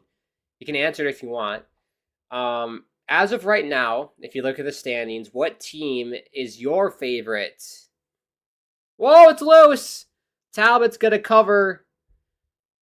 He blockered it, and then it fell right down. He didn't know where it was, and then he finally covered it. But I always ask this question: what team right now would you put your money on, like all of your money on, to win the Stanley Cup as of December 20th, 2024? What team would that be? Who like has you utmost confidence that they would do it this year? And for me, it's every month. I feel like it changes. For me, I said Winnipeg to start the year. Now I'm like, is Winnipeg? Will it? I don't know.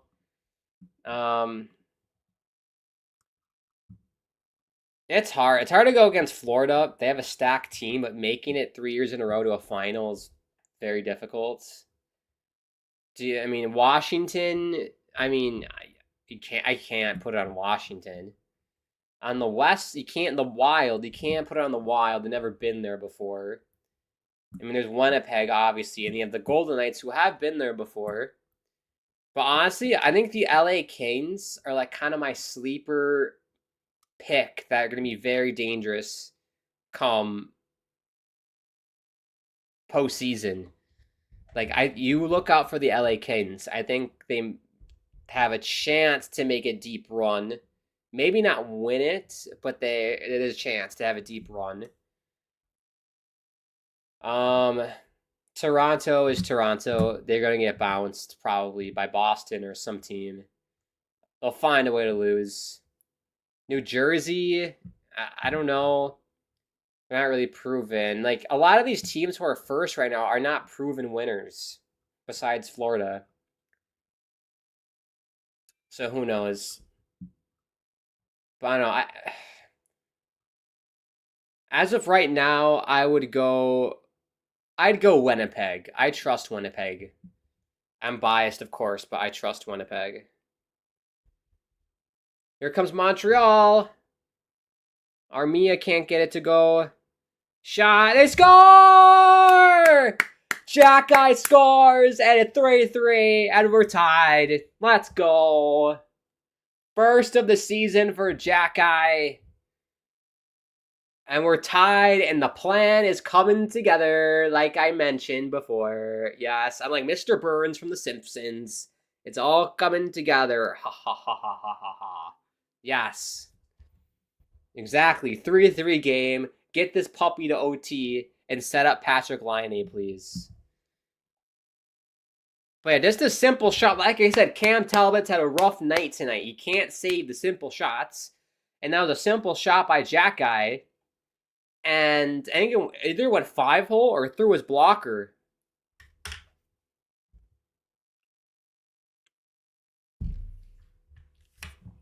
They don't show a replay, but I think it went 5-hole.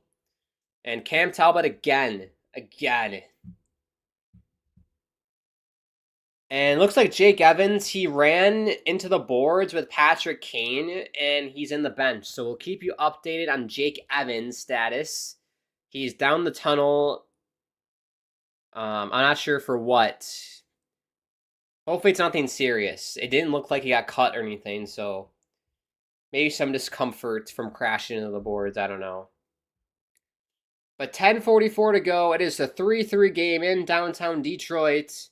Montebeau's going to save it. Oh, he dropped it. The defense does well to clear it out. The game's picking up now. This is crazy. I literally had a dream that Patrick Laine was going to score an OT and it was 4-3. Could it happen for real? Did I just see the future when I woke up today? I think I saw the future. Ace says Gibson is just washed. Dostal's been amazing. Hudson shoots it just wide. My gosh, could they get it late here? Detroit looks shaky here at best. Here's Lane Hudson. We've got to watch this. Here's Lane Hudson. His shot goes wide. Hudson's going to keep it in again. Laine will put it in deep. Doc centers it, and it goes wide. Here's Lane Hudson. He's all over the place. Draws a penalty. And it's finally touched by Detroit, and it's a holding call, but what a shift by Lane Hudson. Holy shnikes. Great shift by Hudson. So Montreal to the power play. I said, if Montreal's going to win tonight, they got to capitalize on the power plays because Detroit's power play is second to last in the NHL. We'll see if they can do it here. They couldn't before. But back to your comment, Ace. Gibson is washed. Dostal has been amazing and stole his job. Anaheim should have traded him like 5 years ago. Would have been better for both sides. I agree. What's Gibson's contract? I don't think like is he. I don't think he's washed completely. I just think he's so frustrated to play in Anaheim that he's just not like giving it his all. Is what I think. I think the motivation for him to succeed and do well is just not there. And from a player perspective, that's massive. You want to show up every morning wanting to play, be energized, get hyped to win a Stanley Cup, and he's not getting that. Basically, his whole career, he didn't get that. They had one playoff run with Gibson that went somewhat well, but other than that, they've done nothing. John Gibson contract.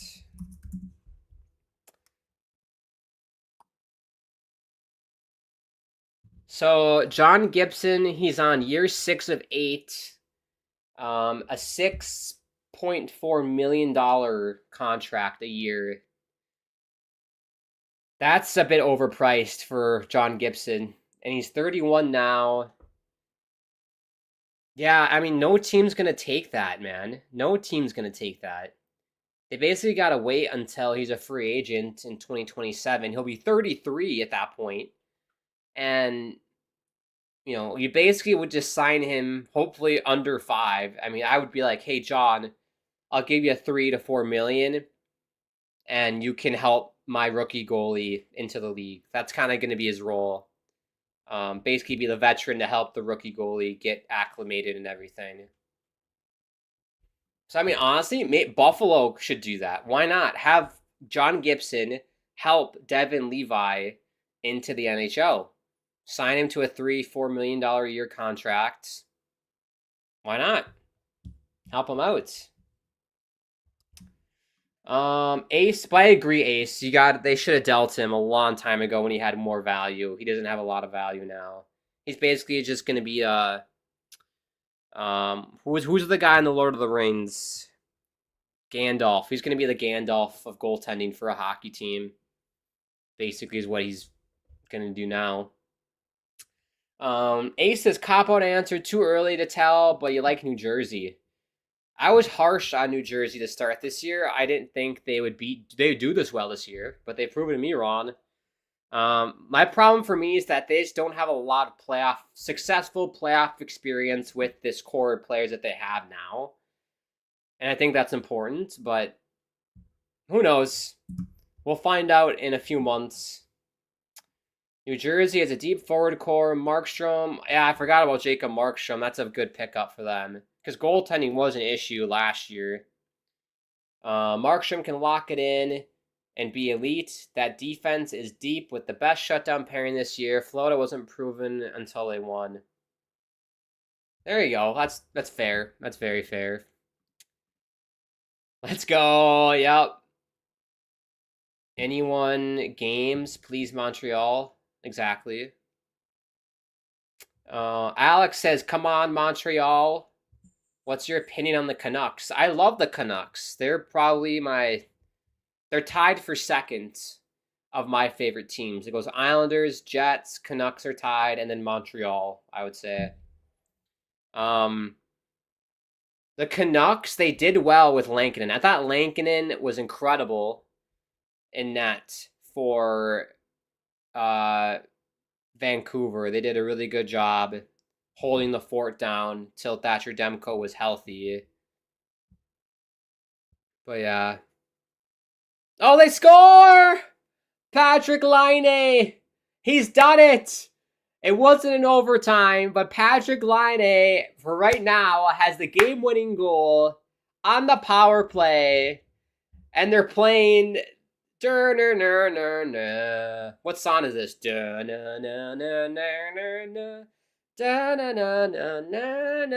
are they playing that song?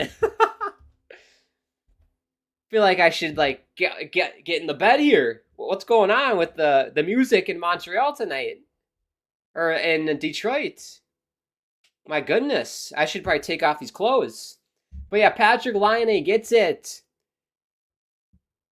I'm not sure if it got deflected or not, but for the time being, Patrick Laine has the game-winning goal. And it's a power play goal for Patrick Laine. His 4th, I believe, no, 7th of the year. Had to do the math. His 7th of the year. And let's see if Montreal can lock it down. But back to your thought, I do love the Canucks. I think they're obviously going to make the postseason. Do I think they're going to make a run? Possibly. Possibly. It's a very tough division to get out of, the Pacific. There's like the Canes I mentioned are going to be tough out. Golden Knights are going to be very good. It's going to be tough. And the Central's stacked, so who knows? But I do like them. Ace says, I'm from BC. I became a Habs fan because of Price, and I fell completely in love with the team, even when they make me mad. Well, that's really cool. Yeah, I've always liked Carey Price. Always been a big Price fan. Yeah, I don't know. They've always been a team. I've always watched them, but I've never like. I've been like a more casual fan of them ever since I've started watching NHL. Like I've always just been a casual fan. Because I know Carey Price, I just love watching games at the Bell Center too. It's such a amazing historic arena. Montreal is a historic franchise, and I think they're fun to watch. So that's why I like them. Ace says, "OMG, Lion Ace 7 power play goals. He tied Caulfield for the lead for Montreal." For power play goals, I should say.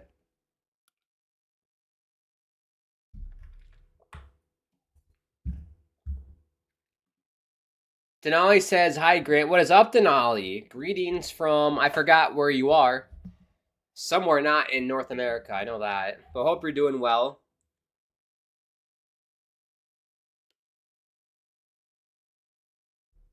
We got 6:50 to go. Can Montreal hold on? Oh, good save by Talbot. Can they hold on? Or will Detroit force OT? If you're Detroit, this is very poor for Detroit. Very poor. You got to win these games if you want to make the postseason for Detroit. Have to. No ifs and or buts. Have to get 2 points. Denali says, Grant, do you get 2 or 3 weeks off? For school, I do. I think I get 3 weeks off for school. So I'm definitely going to be streaming a lot more because of that, because I'll have more free time to do that. So yeah, it'll be an exciting time. Next week, World Juniors. Hopefully I can do a few streams on the channel for the World Juniors. They're very popular, so a lot of people will want to do streams for them. We, of course, do some NHL streams as well. I'll try and sprinkle in both to do World Juniors and NHL games, without a doubt. And then on my channel, I'm probably going to do more filming and then maybe do some gaming, because I haven't done lots of gaming recently, and I really want to. I miss playing the Hogwarts Legacy game. That's a fun game. Expelliarmus. I like Harry Potter. Any Potterheads in the house? Any Potterheads? It's fun. I'm not a big Potterhead, but it's a fun game. Ace says, I'm autistic and hockey is my special interest, so I'm obsessive. That's amazing, Ace. Oh! Valeno just missed. He had a 1T and he missed it. And it's going to be icing with 5:36 to go. We're nearing squeaky bum time. It's when you clench your butt cheeks because the game is so tight. You know, it's squeaky bum time. We're nearing, and once we get past 5 minutes, then we've entered it. But what a look for Joe Valeno. I thought this was going to be a goal. Just missed. Just missed it. He kind of whiffed on the shot, but that was a good setup. But yeah, Detroit's going to get some looks here. I don't trust Montreal's defense to be perfect and hold on to this lead. They're going to get some looks. So it's going to be up to Mr. Montembeault to basically win this game.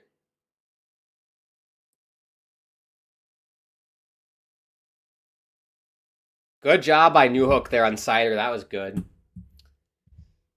Well, that's amazing, Ace. I am currently watching this show on Netflix, and it's called Love on the Spectrum. And it's basically a show highlighting people who have autism and how they're navigating their way to find love, to get have a girlfriend, boyfriend, to get married.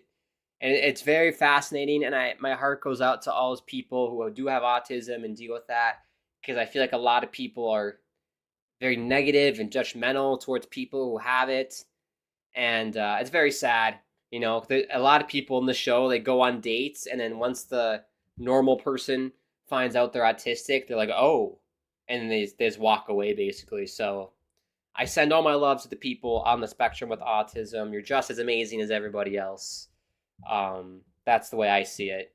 So it's a fun show to watch, though.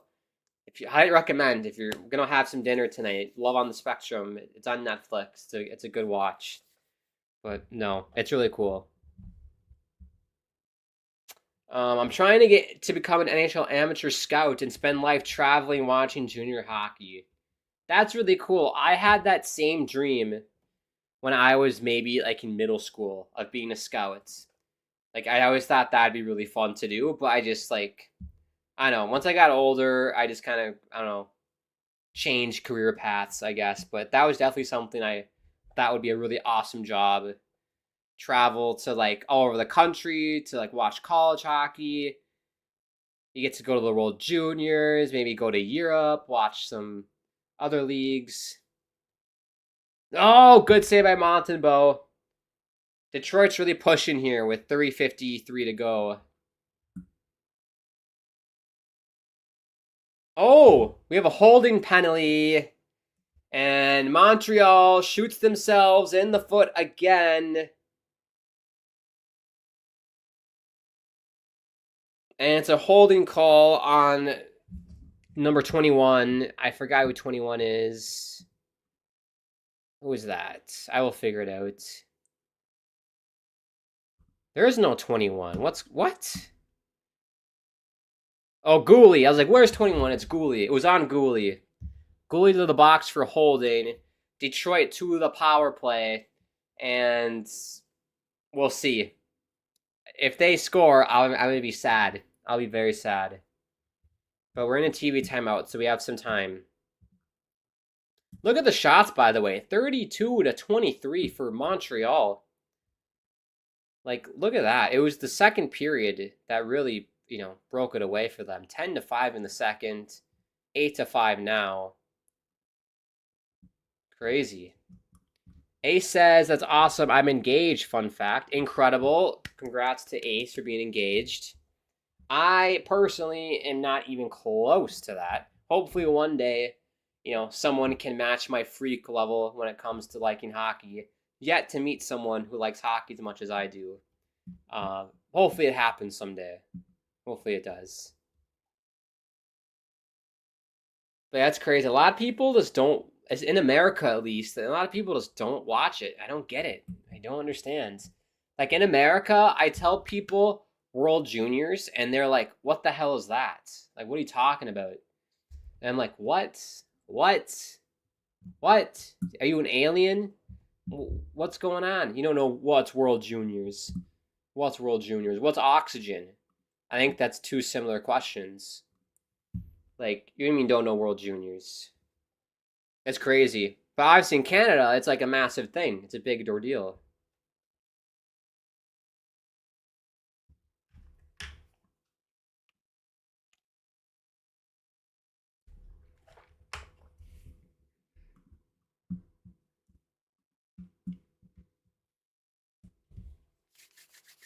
Here we go. How much time we got? 3:53, correct?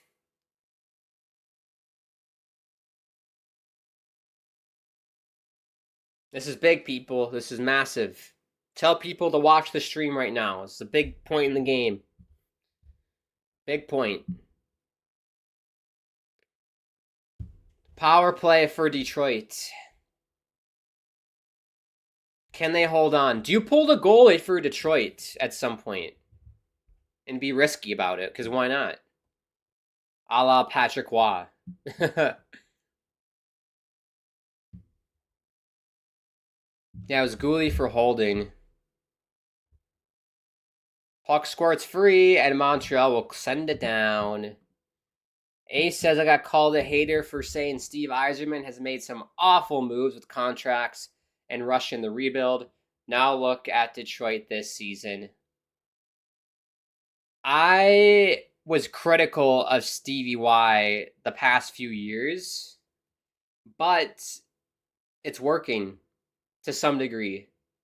It's slowly working, I should say. I thought last year they deserved to go in. They just figured it out way too late, Detroit. They were a point away. And I think if they would have made it, they maybe could have gone on a little run because they were hot. They were really hot. There we go. Here's Kane. Sider for Raymond. 33 seconds to go on the power play. DeBrincat. Good save by Montembeault, and he sends it down. Excellent play by Montembeault. He just was tight. No holes. DeBrincat was trying to go armpit and in. Didn't work. Here's Comfer. Runs it around. Tarasenko just keeps it in momentarily, and then Montreal will send it down. And that's going to do it for the kill. Great kill by Montreal. Massive kill. Can they kill off the last minute 50 of this game? And they're going to pull the goalie. They pull in Talbot. I think he's still on the ice. Comfer, what a save by Montembeault. Wow. With his shoulder. Great save by Montembeault. Comes Detroit again. DeBrincat sends it around. Talbot to the bench. 6 guys on for Detroit. Can the Canadiens hold this off for a minute 20? Up top, Gustafsson to Daddy Kane. Gustafsson, Larkin, Raymond, Gustafsson, Kane. They got to get pucks on net here. Kane sends it down. Everyone at Little Caesars is yelling, shoot. What a pass for Kane at the line. Drops it off. Shot! It goes wide. And Matheson can't clear it out. Still can't get it out. Here's Dvorak. Great play by Armia. Sorry, that was Newhook who sent it down. Armia's forechecking. Look at this forecheck. Killing the clock. Here's Patrick Kane. 25 to go. Montreal sends it down. Running out of time. The Red Wings are. 15 seconds to go. Here's Kane. He'll send it down. Final 8. Shot. It's blocked. Raymond trying to find DeBrincat. They gotta get a shot here. Shot. Save. Rebound. And it's covered by Montembeault. 1.4 to go. Wow. See, I tell you what, Montembeault stood tall here. I said he had to stand tall to win this game for them. Had a big save. Though, one shot in the slot where he shouldered it off. That was amazing. MCS, I'll answer this question once the game's over. Aces, Detroit isn't close to playoffs. It's one of the oldest teams. They have Sider, Raymond, and elite talent from the rebuild. That's it. Having Kane and Tarasenko as major pieces. Like what? I don't know. I thought it was surprising that they re-signed Kane. I thought that was a bit surprising, but why not? I think we got a timeout by Detroit. If Detroit scores here, no way they're scoring in 1.4 seconds. No way. Sorry, I just joined really late. I was at my grandpa's house because my aunt came back to Canada from Australia. That's amazing. No worries, MCS. Since we have a timeout, this is a great time, MCS. Let's do a game summary here. That was great. Heineman got the first goal to make it 1-0 for Montreal. Patty, the daddy, Patrick Kane, tied it with an unreal shot to make it 1-1. He literally had this much net to shoot at and hit it top shelf. Jake Evans made it 2-1, and then Veleno made it 2-2. No scoring in the second. Third period, Tyler Mott scored early for Detroit. Jack Guy scored to tie it, and then on the power play, Patrick Laine got the goal. 1.4 to go. Face off in front of Montembeault. You got to fight for your right to win, and the Montreal Canadiens get it done. Massive 2 points for Montreal. I mean, if they want to make the postseason, it could happen. Maybe not realistically, but they get 2 points. Huge loss for Detroit. These are games you gotta win if you're the Detroit Red Wings and you want to make the postseason this year. They gotta win these games, and they do not. Good thing for Detroit, they can shake it off a la Taylor Swift and focus on tomorrow. They play Montreal at the Bell Center tomorrow, home and home series. So that'll be good for Detroit. Maybe get a bounce back win. But huge win on this Friday night for the Montreal Canadiens. Hopefully they can sweep it tomorrow against Detroit and win the series. That'd be great. Ace says Sherratt, Hall, and luckily were able to trade Mata, but getting Petrie was awful. Comfer and Kopp both overpaid. Eisman would have been fired by now with almost any other name. Interesting. I don't watch Detroit that religiously, so I don't know how much money Comfer and Petrie and Kopp are making. So yeah, I mean he's a legend, Stevie Yzerman, so maybe that's why he still has his job. But it's working. They're a competitive team. I think if they can get it going like they did at the end of last season, they can make it. I mean, Ottawa holds that last spot. They're only 6 points back of Ottawa. Montreal is 7 points back, so it's still there. And honestly, all these teams around them are sucking right now. Philadelphia sucks. Rangers are sucking right now. Columbus sucks. The Islanders suck. So if any of these two teams get on a win streak, they're right in the thick of it. So it just takes a good couple weeks. That's all it takes. Get rid of this. Sherratt, Hall. We already did that. We did that comment. Oh, this was so much fun, people. That was a fun night. Montreal gets the win 4-3. It almost worked out because I told you Patrick Laine was going to win 4-3 in overtime. He won it in regulation, but I think that's pretty good prediction on my part that I got Patrick Laine to win it 4-3. Was not an OT, but pretty close. Close enough.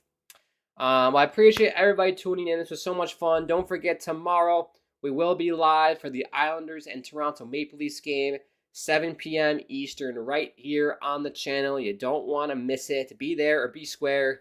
It should be a good one. Tavares playing his old team is always a fun time. It's amazing. So if you can tune in then. Otherwise, if you want to check me out on my own channel, feel free. I do my best to post when I can, especially with Christmas break coming up. I should be able to go live more often and post more videos. So the link to my channel is there. But obviously, most importantly, subscribe to the Hockey Podcast Network. Bottom right-hand corner. Smash the like button. All the jazz that people tell you to do. Click the bell icon to notify whenever we do go live on the channel. Follow us on social media at HockeyPodNet. It's the Insta and Twitter. If you want to follow me on Twitter, at Grant Akeem is my handle. And I gave you my YouTube handle as well. And thank you to the sponsors, Gametime and DraftKings. Use promo code THPN for both. With Gametime, you get $20 off your first purchase. If you want to see Montreal play at the Bell Center tomorrow against Detroit, you get $20 off, which is incredible. Ace says, this was fun. Blackouts suck, but I was able to enjoy the game with y'all, so W. That's amazing, Ace, because I really hate blackouts. I hate it with a passion. I don't know why blackouts exist. I think, honestly, what needs to happen for the NHL, it's kind of like what MLS is doing, where Apple TV bought MLS, and so all the games are on Apple TV. As long as you pay for it, obviously, it's all you get every game, no blackouts. I think the NHL and Gary Bettman, if you're listening, Gary, you got to do that for the NHL. Make it more accessible for people to watch hockey, because it's not. It's very inaccessible, I would say. Also, before we go, we got to do 3 stars. Let me know who you think your 3 stars are. I'll let you know mine. This is tough. This is very tough. There are a lot of guys that you could give it to, honestly. I think I'm going to give my 3rd star to Patrick Kane, because I thought that shot he had to score the first goal for Detroit was unreal. I'll give my third star to Patrick Kane. My second star tonight, I'm going to give it to Samuel Montembeault. Made some big time saves all night, especially late in that third period to hold on to this lead. And my first star tonight from the Montreal Canadiens, I think I'm going to have to go with, it's a toss-up, because I could give it to Laine, because I thought he had a good game, or I could give it to Lane Hutson, because I thought Lane Hutson had another great game as well. It's really tough. Let's give it to Laine. First star to Patrick Laine, the game-winning goal. Had a solid game all night long. We'll do that. 3 stars. Honorable mention to Lane Hutson. I thought he had another fantastic game for Montreal. So, third star, Patrick Kane. Second star, I already forgot who I said. Montembeault. And then first star, Patrick Laine. Ace says Monty seems solid. He was very solid tonight. You gotta watch the highlights once they get released on YouTube, Ace, for sure. All right, thank you everybody for tuning in. Like I mentioned, I will be live tomorrow night, Islanders and Maple Leafs, so hopefully you can tune in for that one. We will, of course, keep tabs with all the other games going on as well. And before we go, I always like to end the streams by saying it's such a crazy world out there. I'm sending all my love, like it says back there. It's not lit up. I still got to put batteries in it, but that's what it looks like now. For me, to you, and to everybody around the world that could use some love right now, because the world is crazy. There's so much. You turn on the news and it's insane. So I'm sending some love your way if you need it. And I hope you have an amazing rest of your day or night, whatever you got going on, or whatever part of the world you're tuning in from. And we'll see you tomorrow night, Islanders and Toronto Maple Leafs. Peace.